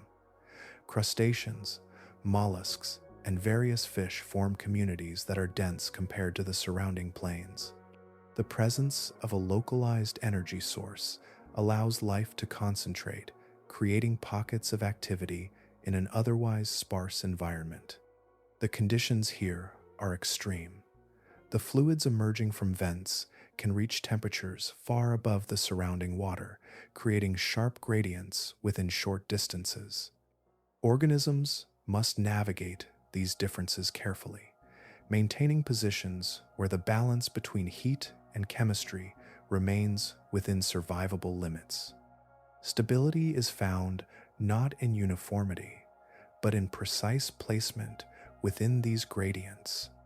Despite these challenges, the system remains self-contained. It does not rely on the slow descent of organic material from above. Instead, it operates independently, sustained by processes occurring within the Earth. This independence marks a fundamental shift in how life can exist, demonstrating that energy can be drawn from sources other than sunlight.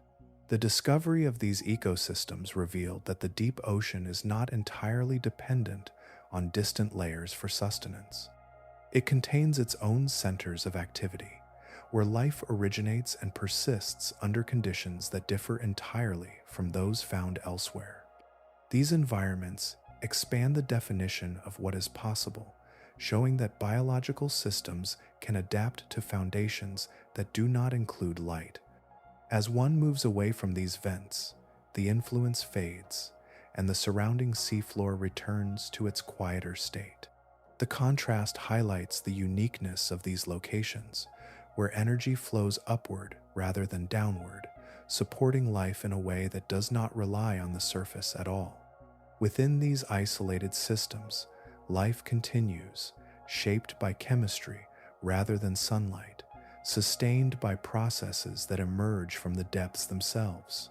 Heat rises here in narrow columns, emerging from the seafloor in a way that seems almost out of place. It does not spread evenly or warm the surrounding water in a gradual way. Instead, it appears in concentrated plumes, pushing upward with force, carrying with it the signature of something far beneath the ocean floor. The fluids released from hydrothermal vents can reach temperatures that would seem incompatible with life, often exceeding 300 degrees Celsius as they leave the crust. Yet they do not boil in the way expected at the surface. The immense pressure keeps them in liquid form, allowing them to surge into the surrounding water as dense, superheated streams. Only a short distance away, the ocean remains near freezing. Temperatures hover just above 0 degrees Celsius, creating a stark contrast that exists within meters, sometimes even less. The boundary between these extremes is not gradual. It is abrupt, defined by sharp gradients where conditions shift rapidly from intense heat to cold stability. Within this narrow range, life finds its place. Organisms position themselves with remarkable precision, existing in zones where the temperature and chemical composition align with their needs. Too close to the vent, and the heat becomes destructive. Too far, and the chemical energy they depend on fades. Survival depends on maintaining a position within this shifting boundary. Movement through this environment requires careful adjustment. A small change in position can lead to a significant difference in temperature.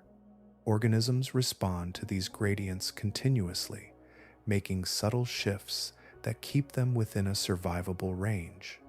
Their behavior reflects a constant balancing act, one that must be maintained without interruption. Bodies adapt to tolerate these fluctuations. Proteins and cellular structures are stabilized not only against pressure, but also against temperature variation. Specialized enzymes function effectively across a range that would disrupt most biological systems. Membranes maintain their integrity despite rapid changes, ensuring that internal conditions remain controlled even as the external environment shifts.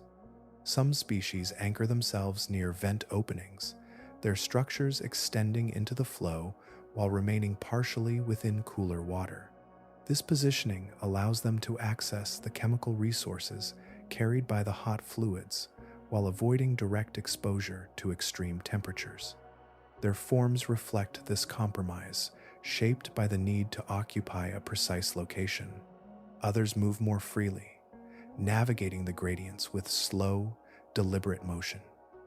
They do not wander far, as the conditions that support them are localized. Instead, they remain within the vicinity of vents, adjusting their position as needed to maintain stability. The surrounding cold water acts as a boundary, limiting their range and defining their environment. The interaction between heat and cold creates dynamic patterns. Plumes rise and mix, forming visible clouds of minerals that drift upward before dispersing. These movements alter the immediate surroundings, shifting the zones where conditions are suitable. Organisms respond to these changes, maintaining alignment with the evolving gradients. Despite the instability of these conditions, a form of balance emerges. Life does not attempt to eliminate the extremes. It adapts to them, finding stability within the fluctuations. The environment remains unpredictable, yet organisms persist by aligning themselves with its patterns rather than resisting them. Energy flows through this system in a way that contrasts with the surrounding ocean. Heat and chemicals rise from below, supporting processes that do not depend on external input from above. The combination of temperature and chemistry creates a localized ecosystem, one that exists within boundaries defined by both. The ocean holds two opposing conditions in close proximity: intense heat and near freezing cold. Between them lies a narrow space where life continues, shaped by the need to remain within limits that shift but never disappear. A thin boundary exists here where the water itself becomes hazardous, not through absence but through composition. The fluid carries substances that, in other conditions, would disrupt the very processes that sustain life. Yet within this layer, those same substances become part of the environment, present in concentrations that define rather than exclude. Hydrogen sulfide drifts through these zones, released from the same sources that provide heat and minerals. It moves outward, dissolving into the surrounding water, forming gradients that extend away from the vents. In most biological systems, this compound interferes with cellular respiration, blocking the pathways that allow cells to use oxygen effectively. Exposure leads to rapid failure of essential processes. Here, however, certain organisms persist within these conditions, not by avoiding the chemical, but by incorporating it into their biology. Bacteria once again form the foundation, using hydrogen sulfide as an energy source. Through chemosynthesis, they convert it into usable forms, building organic matter from what would otherwise be a toxin. The same substance that disrupts life elsewhere becomes a resource in this environment. Larger organisms depend on these bacteria, either by feeding on them or by hosting them internally. In some species, specialized tissues contain dense populations of microbes, creating a direct connection between chemical energy and the organism itself. The host provides access to both hydrogen sulfide and oxygen, while the bacteria perform the transformations that sustain both. This relationship requires precise regulation. Hydrogen sulfide must be present in sufficient amounts to support the bacteria, yet controlled to prevent damage to the host's own cells. Structures within these organisms manage the flow, transporting chemicals through internal pathways that maintain balance. Blood, in some cases, carries both oxygen and sulfide simultaneously, delivering them to where they are needed without allowing harmful interactions. Enzymes within these organisms are adapted to function in the presence of substances that would inhibit others. Their structures resist disruption, maintaining activity even when exposed to concentrations that would be lethal elsewhere. This resilience extends to cellular membranes and internal systems, all of which must operate within a chemically challenging environment. The surrounding water reflects this dual nature. Close to the source, concentrations are highest, creating zones where only the most adapted organisms can exist.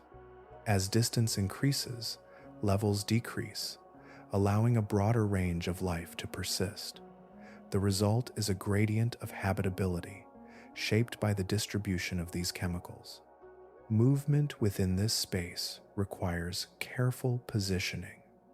Organisms must remain within zones where conditions support their specific adaptations.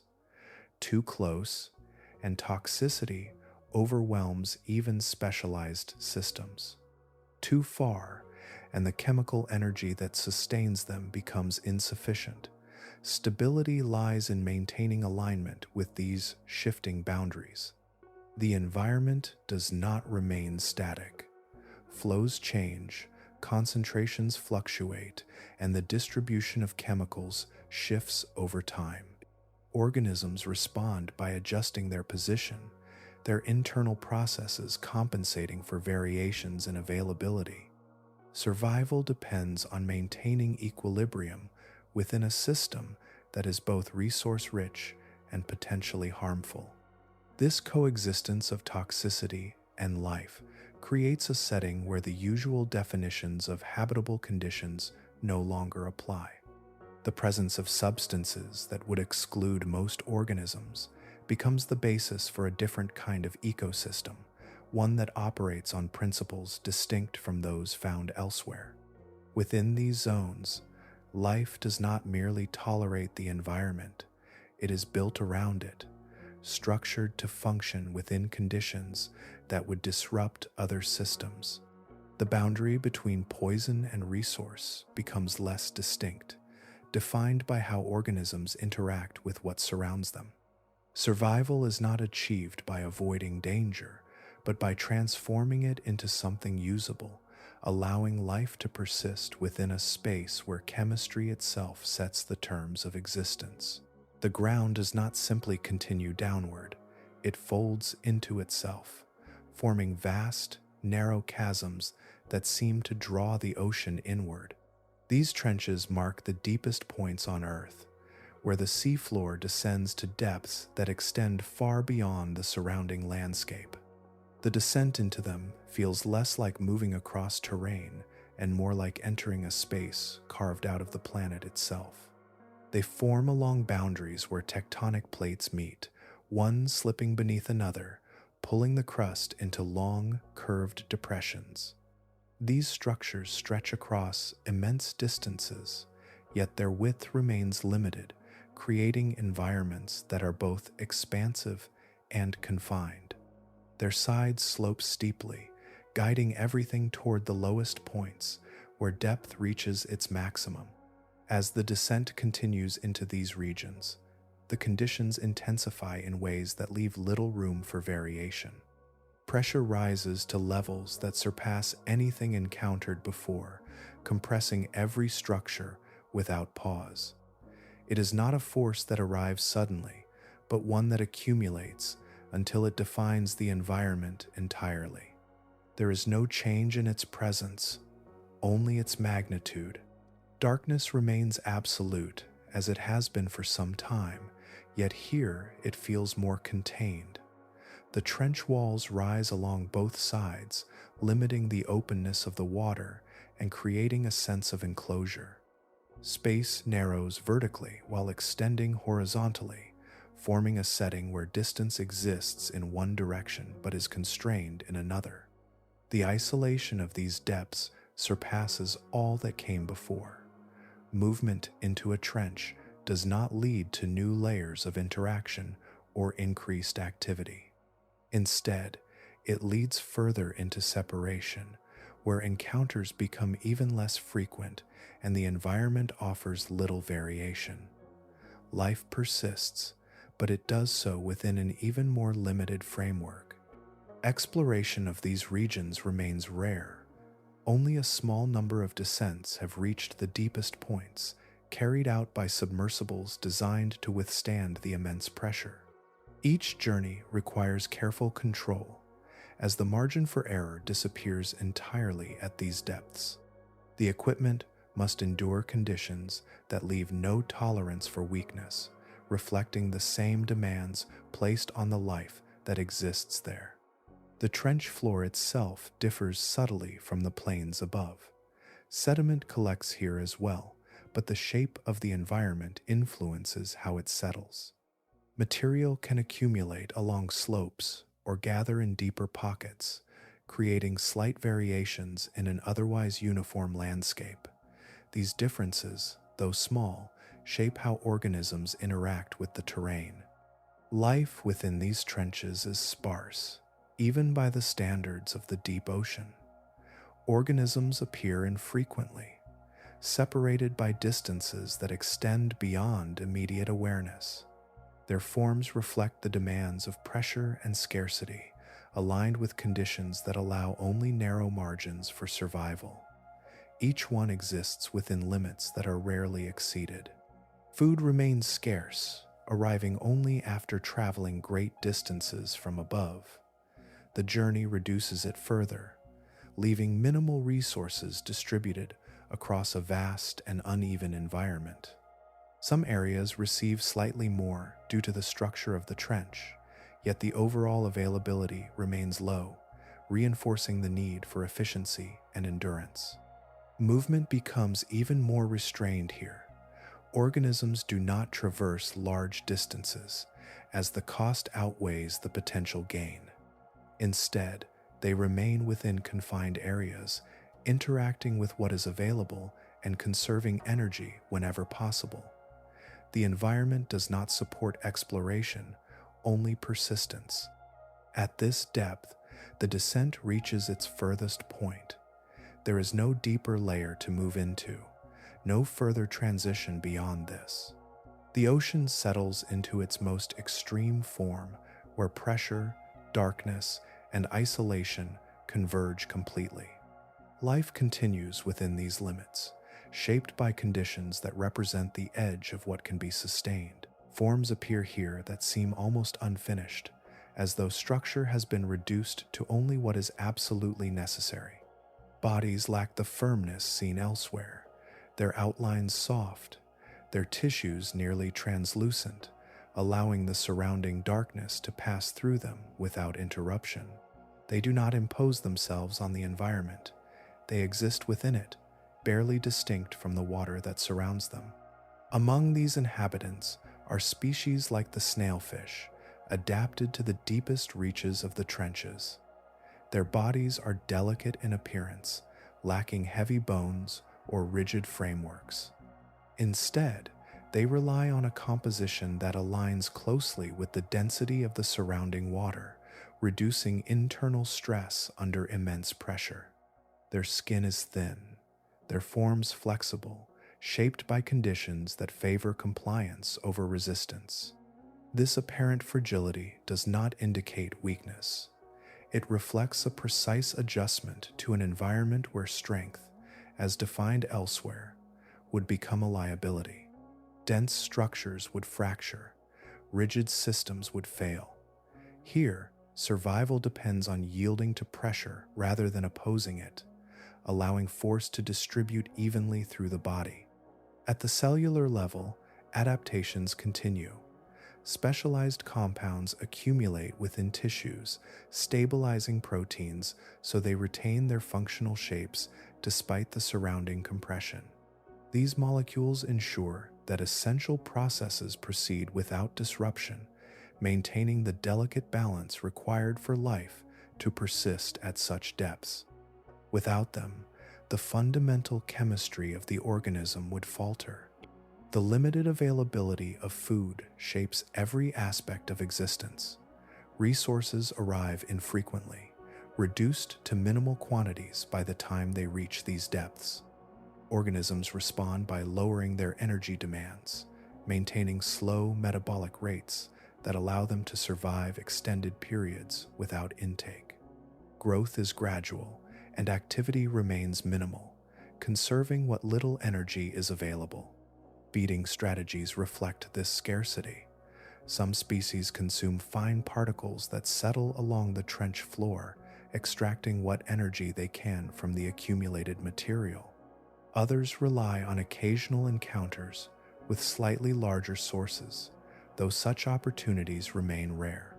Every intake carries significance, contributing to survival over extended intervals. Movement is restrained, not only by energy limitations, but by the structure of the environment itself.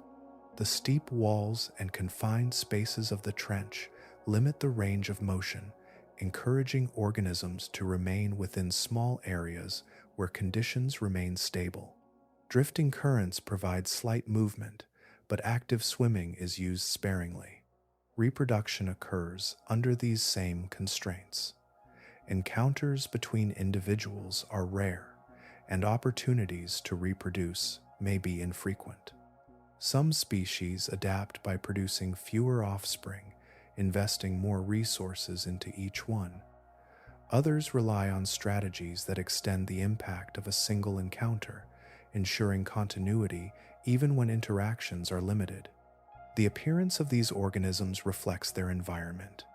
Transparency reduces visibility, allowing them to blend into the surrounding water. Their forms seem minimal, lacking excess features, shaped by a need to conserve energy and maintain function under constant pressure. What remains is a body that performs only what is necessary, nothing more. The trench does not support diversity in the way shallower regions do. It selects for specific traits, narrowing the range of viable forms. Those that persist represent the limits of adaptation, existing within conditions that allow little variation.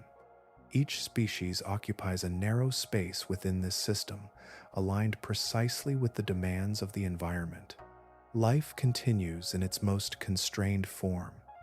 It does not expand or flourish in visible ways. It persists, shaped by pressure, scarcity, and isolation, existing at the edge of what biological systems can maintain. At a certain depth, change no longer feels gradual. It gathers into a quiet threshold where the conditions stop bending life and begin testing whether it can continue at all.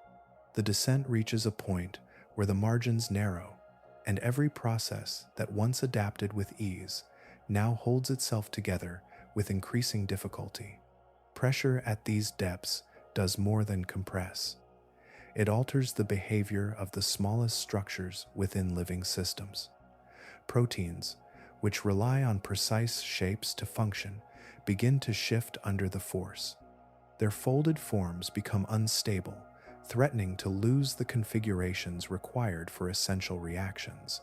Enzymes that once guided chemical processes with quiet precision now operate under strain, their efficiency reduced as their structures resist distortion. Membranes, thin boundaries that define cells, also face these limits. Their fluidity must be maintained to allow nutrients and signals to pass, yet the surrounding pressure pushes them toward rigidity. If they become too stiff, transport slows, and communication between internal systems weakens. Organisms that persist here rely on subtle adjustments in their composition, altering the balance of lipids within their membranes to preserve movement at a microscopic level. Water itself changes in behavior under such compression. Its density increases slightly, its interactions with molecules shifting in ways that influence how reactions occur. The medium that supports life becomes less accommodating, requiring biological systems to adjust not only to force, but to altered chemistry. Every reaction, every exchange, unfolds within this modified environment. Temperature, though often stable, interacts with pressure in ways that further constrain biological processes. Chemical reactions depend on a delicate balance between energy and structure. At these depths, that balance tightens, limiting the range within which reactions can proceed effectively. Too little flexibility, and processes slow beyond usefulness. Too much instability, and structures fail. The combined effect creates boundaries that are not easily crossed. Life does not disappear suddenly, but its presence becomes increasingly rare. Each additional measure of depth reduces the number of organisms capable of maintaining functional systems.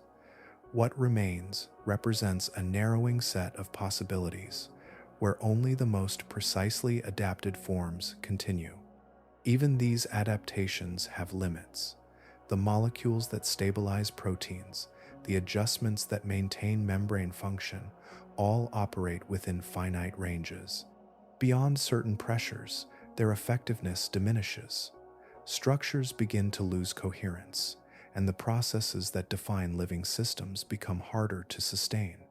The environment approaches a point where the requirements for life exceed what biology can provide. Energy, already scarce, compounds these challenges. Maintaining stability under such conditions requires resources, yet those resources remain minimal. Organisms must balance the cost of preserving their internal systems with the limited intake available. Efficiency reaches its highest importance, not as an advantage, but as a necessity for continued existence. Reproduction, growth, and repair all slow further. Time stretches, not as an abstract concept, but as a direct consequence of constrained processes. Changes occur gradually, each step requiring more effort, more stability, more alignment with conditions that allow only minimal deviation. The boundary here is not marked by a visible line. It exists as a gradual fading of possibility, where life becomes less frequent, less diverse, more constrained. Each organism that persists does so within a narrow window, balanced carefully against forces that press toward limitation. Beyond this, the environment continues, but the capacity for life diminishes further. The descent approaches a space where adaptation meets its edge, where the conditions define not just how life exists, but whether it can exist at all. What presses downward here is not simply depth, but the accumulated weight of an entire ocean held above. Every layer of water adds to the force below it, each column contributing its share until the total becomes immense. The deeper one moves, the more that weight gathers, not as a sudden burden, but as a steady, unbroken increase that reshapes the conditions of existence.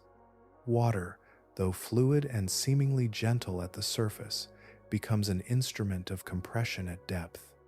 Unlike air, which thins as altitude rises, water maintains its density, transmitting force efficiently in all directions.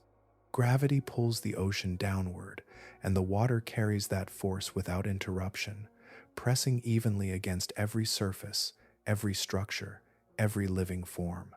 At shallow depths, this increase is subtle, barely noticeable. With continued descent, however, each additional distance contributes a measurable rise in pressure. The relationship is consistent, predictable, and unforgiving. Every 10 meters adds another layer of force, stacking gradually until the cumulative effect becomes dominant. There is no plateau, no region where it stabilizes.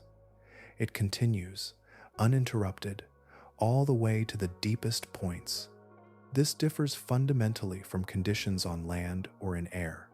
At the surface, pressure exists but remains within a narrow range, allowing organisms to develop rigid structures, air-filled spaces, and internal systems that depend on relatively stable conditions. In the ocean's depths, those same features become liabilities.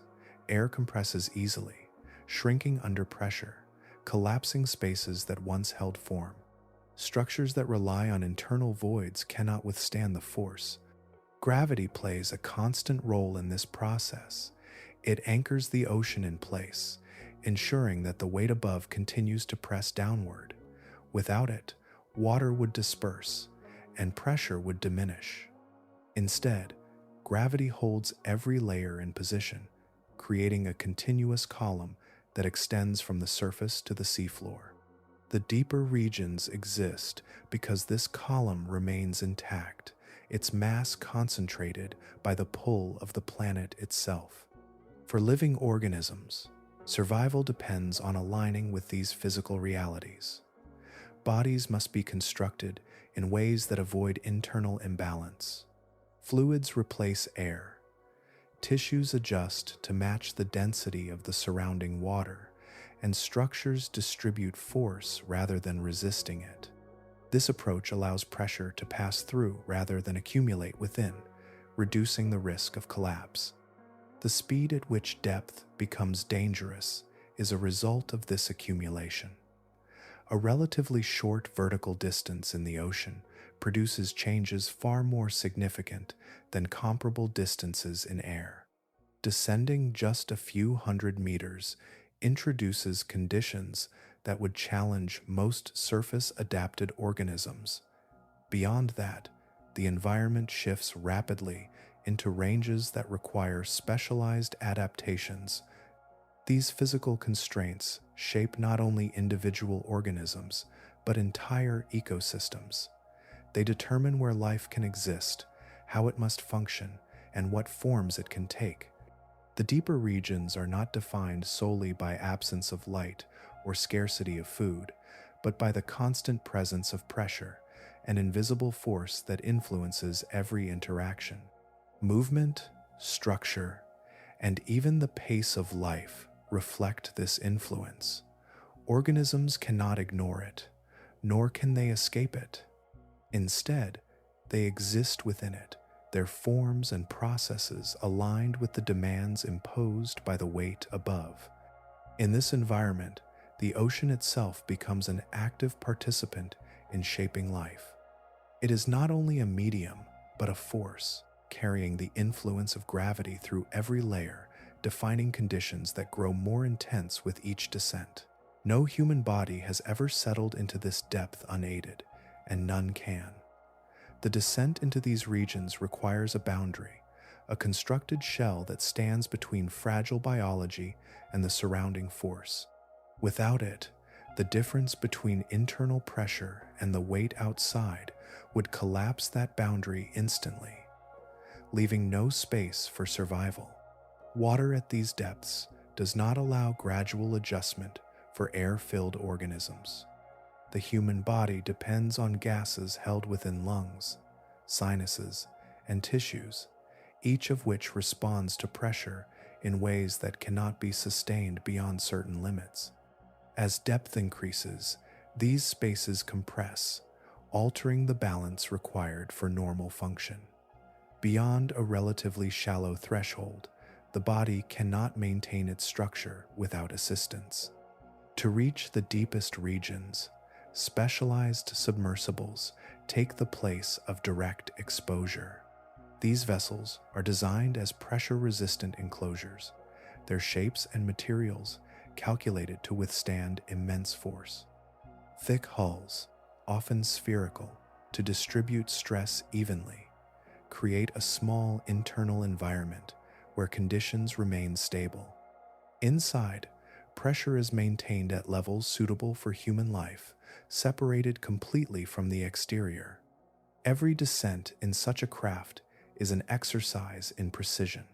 The structure must resist deformation under constant compression, with no margin for weakness.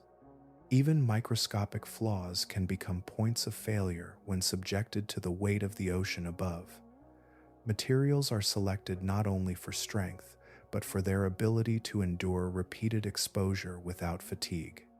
Time within these depths remains limited. The constraints are not only structural, but practical. Energy supplies, oxygen reserves, and thermal regulation define how long a submersible can remain below. Systems must operate continuously, maintaining internal stability while managing external pressure, Each additional moment requires careful balance, extending duration only within controlled limits. Movement is also restricted. Submersibles descend slowly, guided by ballast and controlled propulsion, adjusting their position with measured precision. Rapid changes are avoided as they introduce additional stress on both the vessel and its systems. The journey itself becomes a gradual transition, aligning with the pace required to maintain safety. The human presence inside remains indirect, separated from the environment by layers of engineering. Observation occurs through small viewports or external cameras, translating the surroundings into something that can be perceived without direct exposure. The experience is mediated, shaped by the limitations of technology as much as by the environment itself. Engineering challenges extend beyond pressure alone. Temperature differences, corrosive seawater, and the need for reliable communication all contribute to the complexity. Systems must function without interruption, as failure at depth leaves little opportunity for recovery. Each component is designed with redundancy, ensuring that no single malfunction leads to immediate loss. Despite these efforts, exploration remains rare. The cost, risk, and technical demands limit how often such descents occur.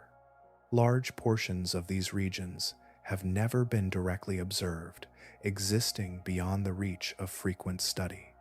Knowledge accumulates slowly, gathered through brief visits and remote instruments that extend human perception into places where the body cannot follow. This separation defines the relationship between humans and the deep ocean. It is not an environment that can be entered freely or inhabited directly. Instead, it is approached through layers of protection, each one compensating for the limitations of human biology. The body remains suited to the conditions of the surface, while the depths require entirely different forms of resilience. In these regions, understanding depends on what can be built, not on what can be endured. The boundary between human presence and the surrounding pressure remains absolute, maintained only through careful design and controlled exposure, marking a clear limit to where direct experience can exist. Familiar cues fall away long before the descent reaches its deepest point, leaving behind a setting that no longer aligns with the instincts shaped at the surface.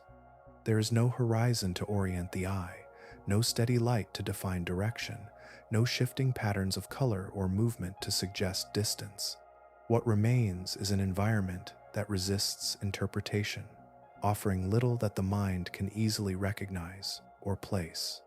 In many ways, these depths share more in common with conditions beyond the planet than with those above the water. Space is often described as empty, silent, and unbounded, while the deep ocean is dense, quiet, and enclosed. Yet both remove the references that allow humans to situate themselves within an environment. In each, direction loses meaning, and scale becomes difficult to judge. Darkness plays a central role in this transformation.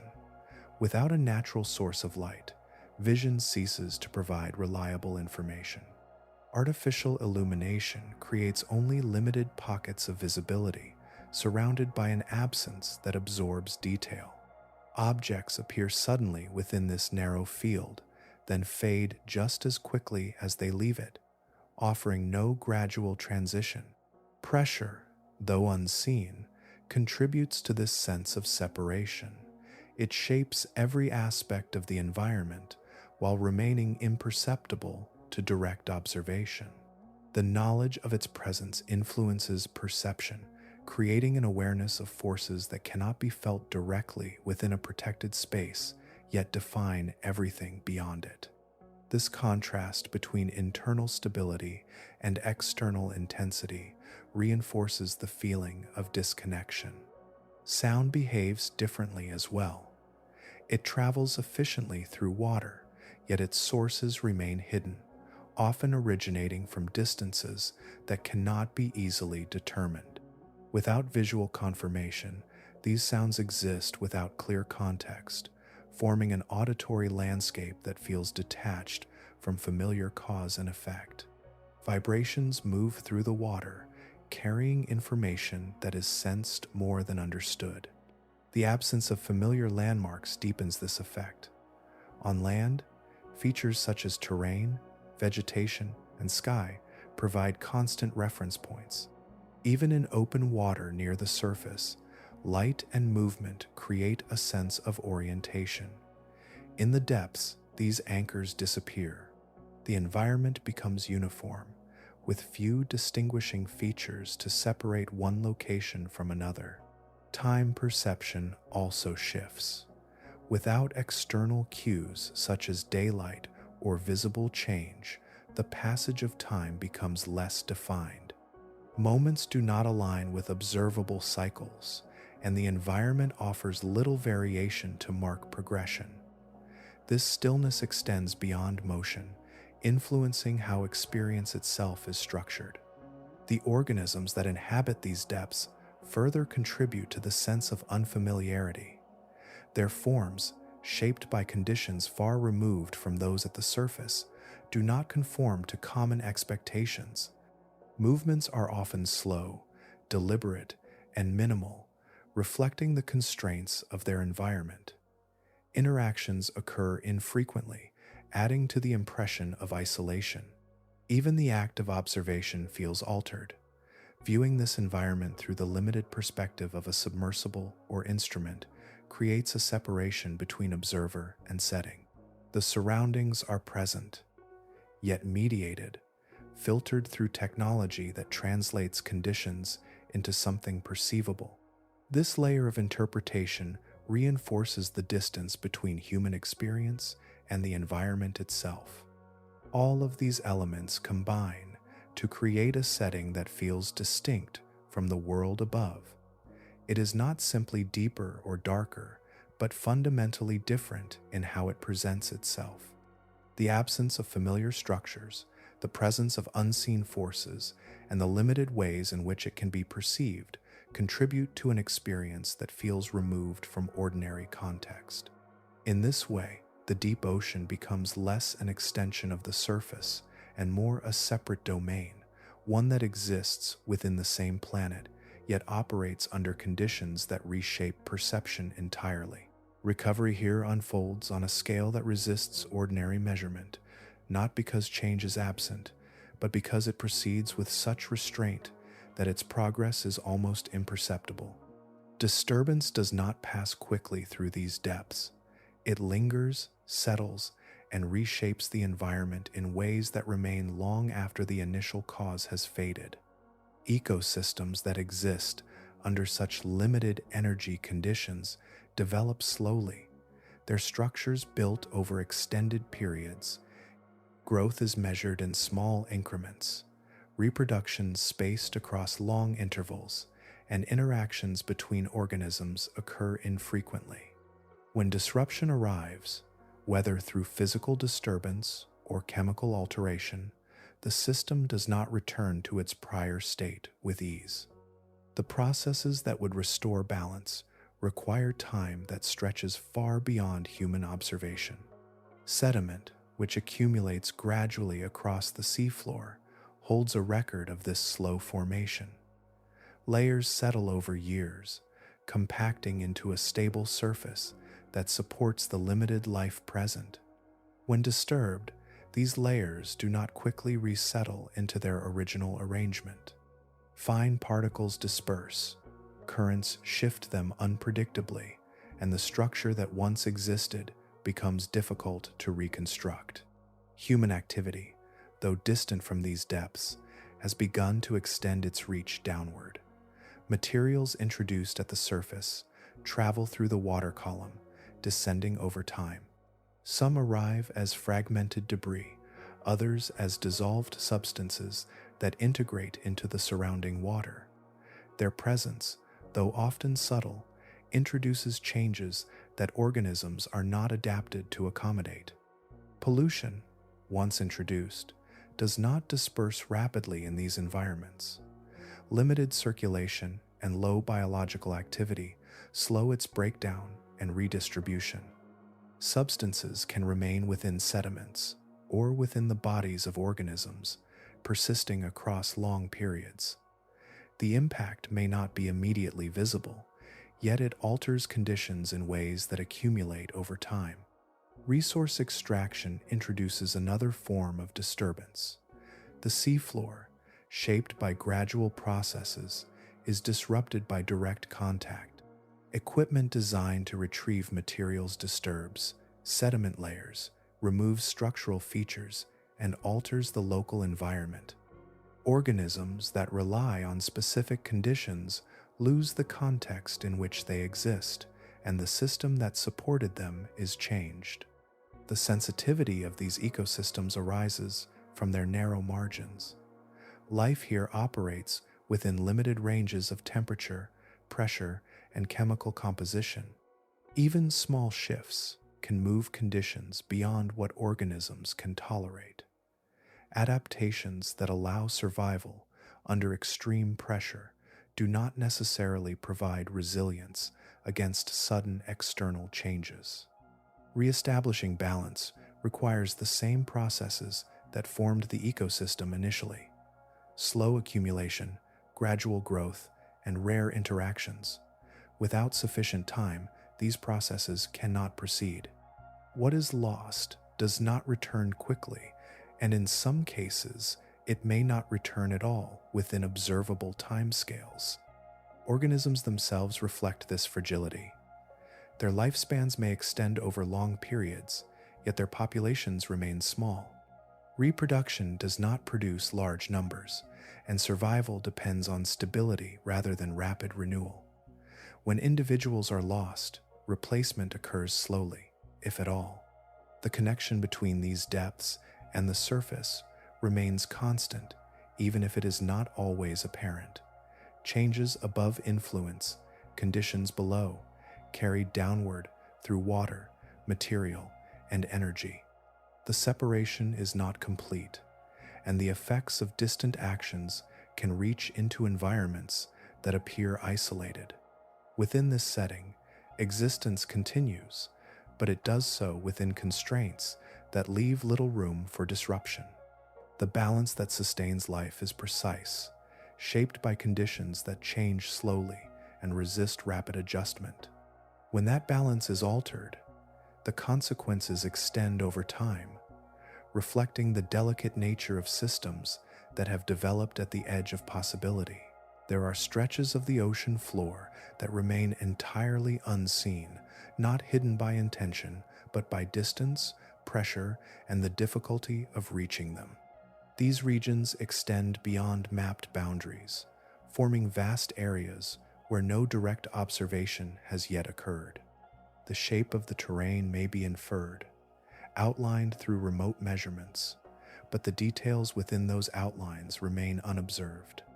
Even within areas that have been visited, exploration is brief and limited.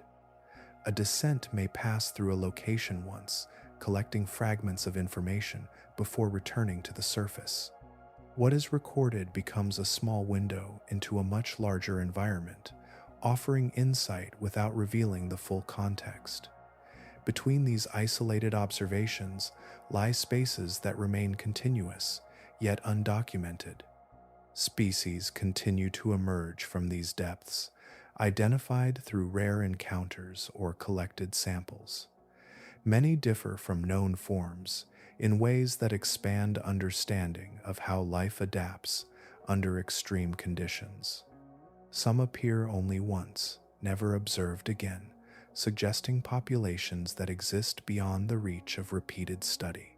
Others are recognized as part of broader groups, hinting at communities that remain largely undiscovered. The difficulty of accessing these environments shapes the pace of discovery. Equipment must endure immense pressure, operate in complete darkness, and function reliably over long distances. Each expedition requires careful planning, limiting how often new areas can be explored. As a result, knowledge accumulates slowly, built from individual efforts that each add a small portion to a larger picture. Gaps in understanding persist across multiple levels. The distribution of species remains incomplete, with many regions lacking even basic surveys. The interactions between organisms, the flow of energy through ecosystems, and the long-term dynamics of these environments are only partially understood. Models can be constructed, but they rely on limited data, leaving uncertainty in their details. Technological advancements continue to extend the reach of exploration. Remotely operated vehicles and autonomous systems move through depths that were once inaccessible, collecting images, samples, and measurements. These tools expand the ability to observe, yet they also reveal how much remains beyond current knowledge. Each new discovery often leads to additional questions, expanding the scope of what is unknown. The environment itself contributes to this ongoing uncertainty. Conditions vary across different regions, shaped by geological features, chemical processes, and the distribution of resources. A location studied in one area may not represent conditions elsewhere, requiring further exploration to understand how these variations influence life. Time also plays a role in shaping what remains undiscovered. Changes occur slowly, and processes that define these ecosystems may unfold over periods that extend beyond direct observation. What is seen during a brief visit represents only a moment within a longer sequence, leaving much of that sequence unrecorded. This accumulation of unknowns does not indicate absence, but rather the limits of current access. The deep ocean continues to exist beyond the boundaries of observation, its processes ongoing, regardless of whether they are witnessed. Each discovery adds clarity, yet also reveals additional layers that remain unexplored. In this way, the deep remains an unfinished account, not due to a lack of structure, but because the ability to observe it develops gradually. What has been found offers insight into how life persists under extreme conditions, while what has not yet been found continues to extend the boundaries of understanding, shaping a narrative that is still in the process of being revealed. It does not end in a single moment, nor at a clearly defined boundary. Instead, the descent continues as a gradual transformation, one layer giving way to another, each removing something familiar and replacing it with conditions that demand a different form of existence. What began near the surface, as a world shaped by light and motion, becomes something quieter, more constrained, yet still persistent. At the beginning, the ocean offers continuity with the land above. Movement is easy, visibility is clear, and interactions follow patterns that feel recognizable. Organisms rely on speed, sight, and abundance, existing within systems that allow for frequent exchange and constant activity. These early layers establish a baseline, a reference for what life can be when conditions remain within a narrow and supportive range. As depth increases, that baseline begins to shift. Light fades, then disappears, removing the primary sense through which many organisms interpret their surroundings. In its place, other forms of perception emerge, based on vibration, chemical signals, and subtle changes in pressure. The environment no longer presents itself through clear images, but through gradients and traces that must be interpreted differently. Further descent alters structure itself. Pressure increases steadily, reshaping bodies and limiting the forms that can persist. Rigid frameworks give way to flexible compositions, internal spaces are reduced or eliminated, and materials align more closely with the surrounding water. Adaptation becomes not just an advantage, but a requirement for continued existence. Food becomes less predictable, arriving in small quantities and at irregular intervals. Energy, once abundant, becomes something to conserve and manage carefully. Organisms adjust by slowing their processes, reducing movement, and extending their lifespans. Activity becomes deliberate, each action aligned with the need to preserve limited resources. In deeper regions, entire systems depend on what falls from above or on chemical processes that operate independently of sunlight. Life continues, but it does so through pathways that differ from those found near the surface. The foundation shifts, yet the continuity of existence remains. The environment grows quieter in some ways, yet more complex in others. Sound carries through the water, replacing sight as a primary means of sensing distance and presence. Chemical gradients define boundaries that cannot be seen, and movement becomes less about exploration and more about maintaining position within suitable conditions. As the descent reaches its greatest depths, conditions approach limits that constrain even the most adapted organisms. Pressure becomes constant and overwhelming, energy scarce, and interactions rare. Life persists within these limits, shaped by them, existing in forms that reflect the narrow range in which survival remains possible. Throughout this progression, the ocean does not become empty. It changes.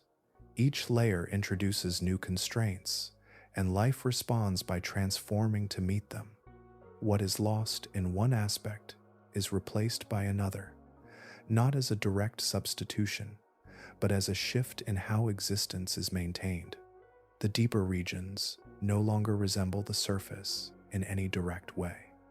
The cues that once defined environment, light, movement, abundance are replaced by absence, stillness, and precision. Yet within these conditions, life continues, structured around forces that differ from those above but remain consistent within their own context.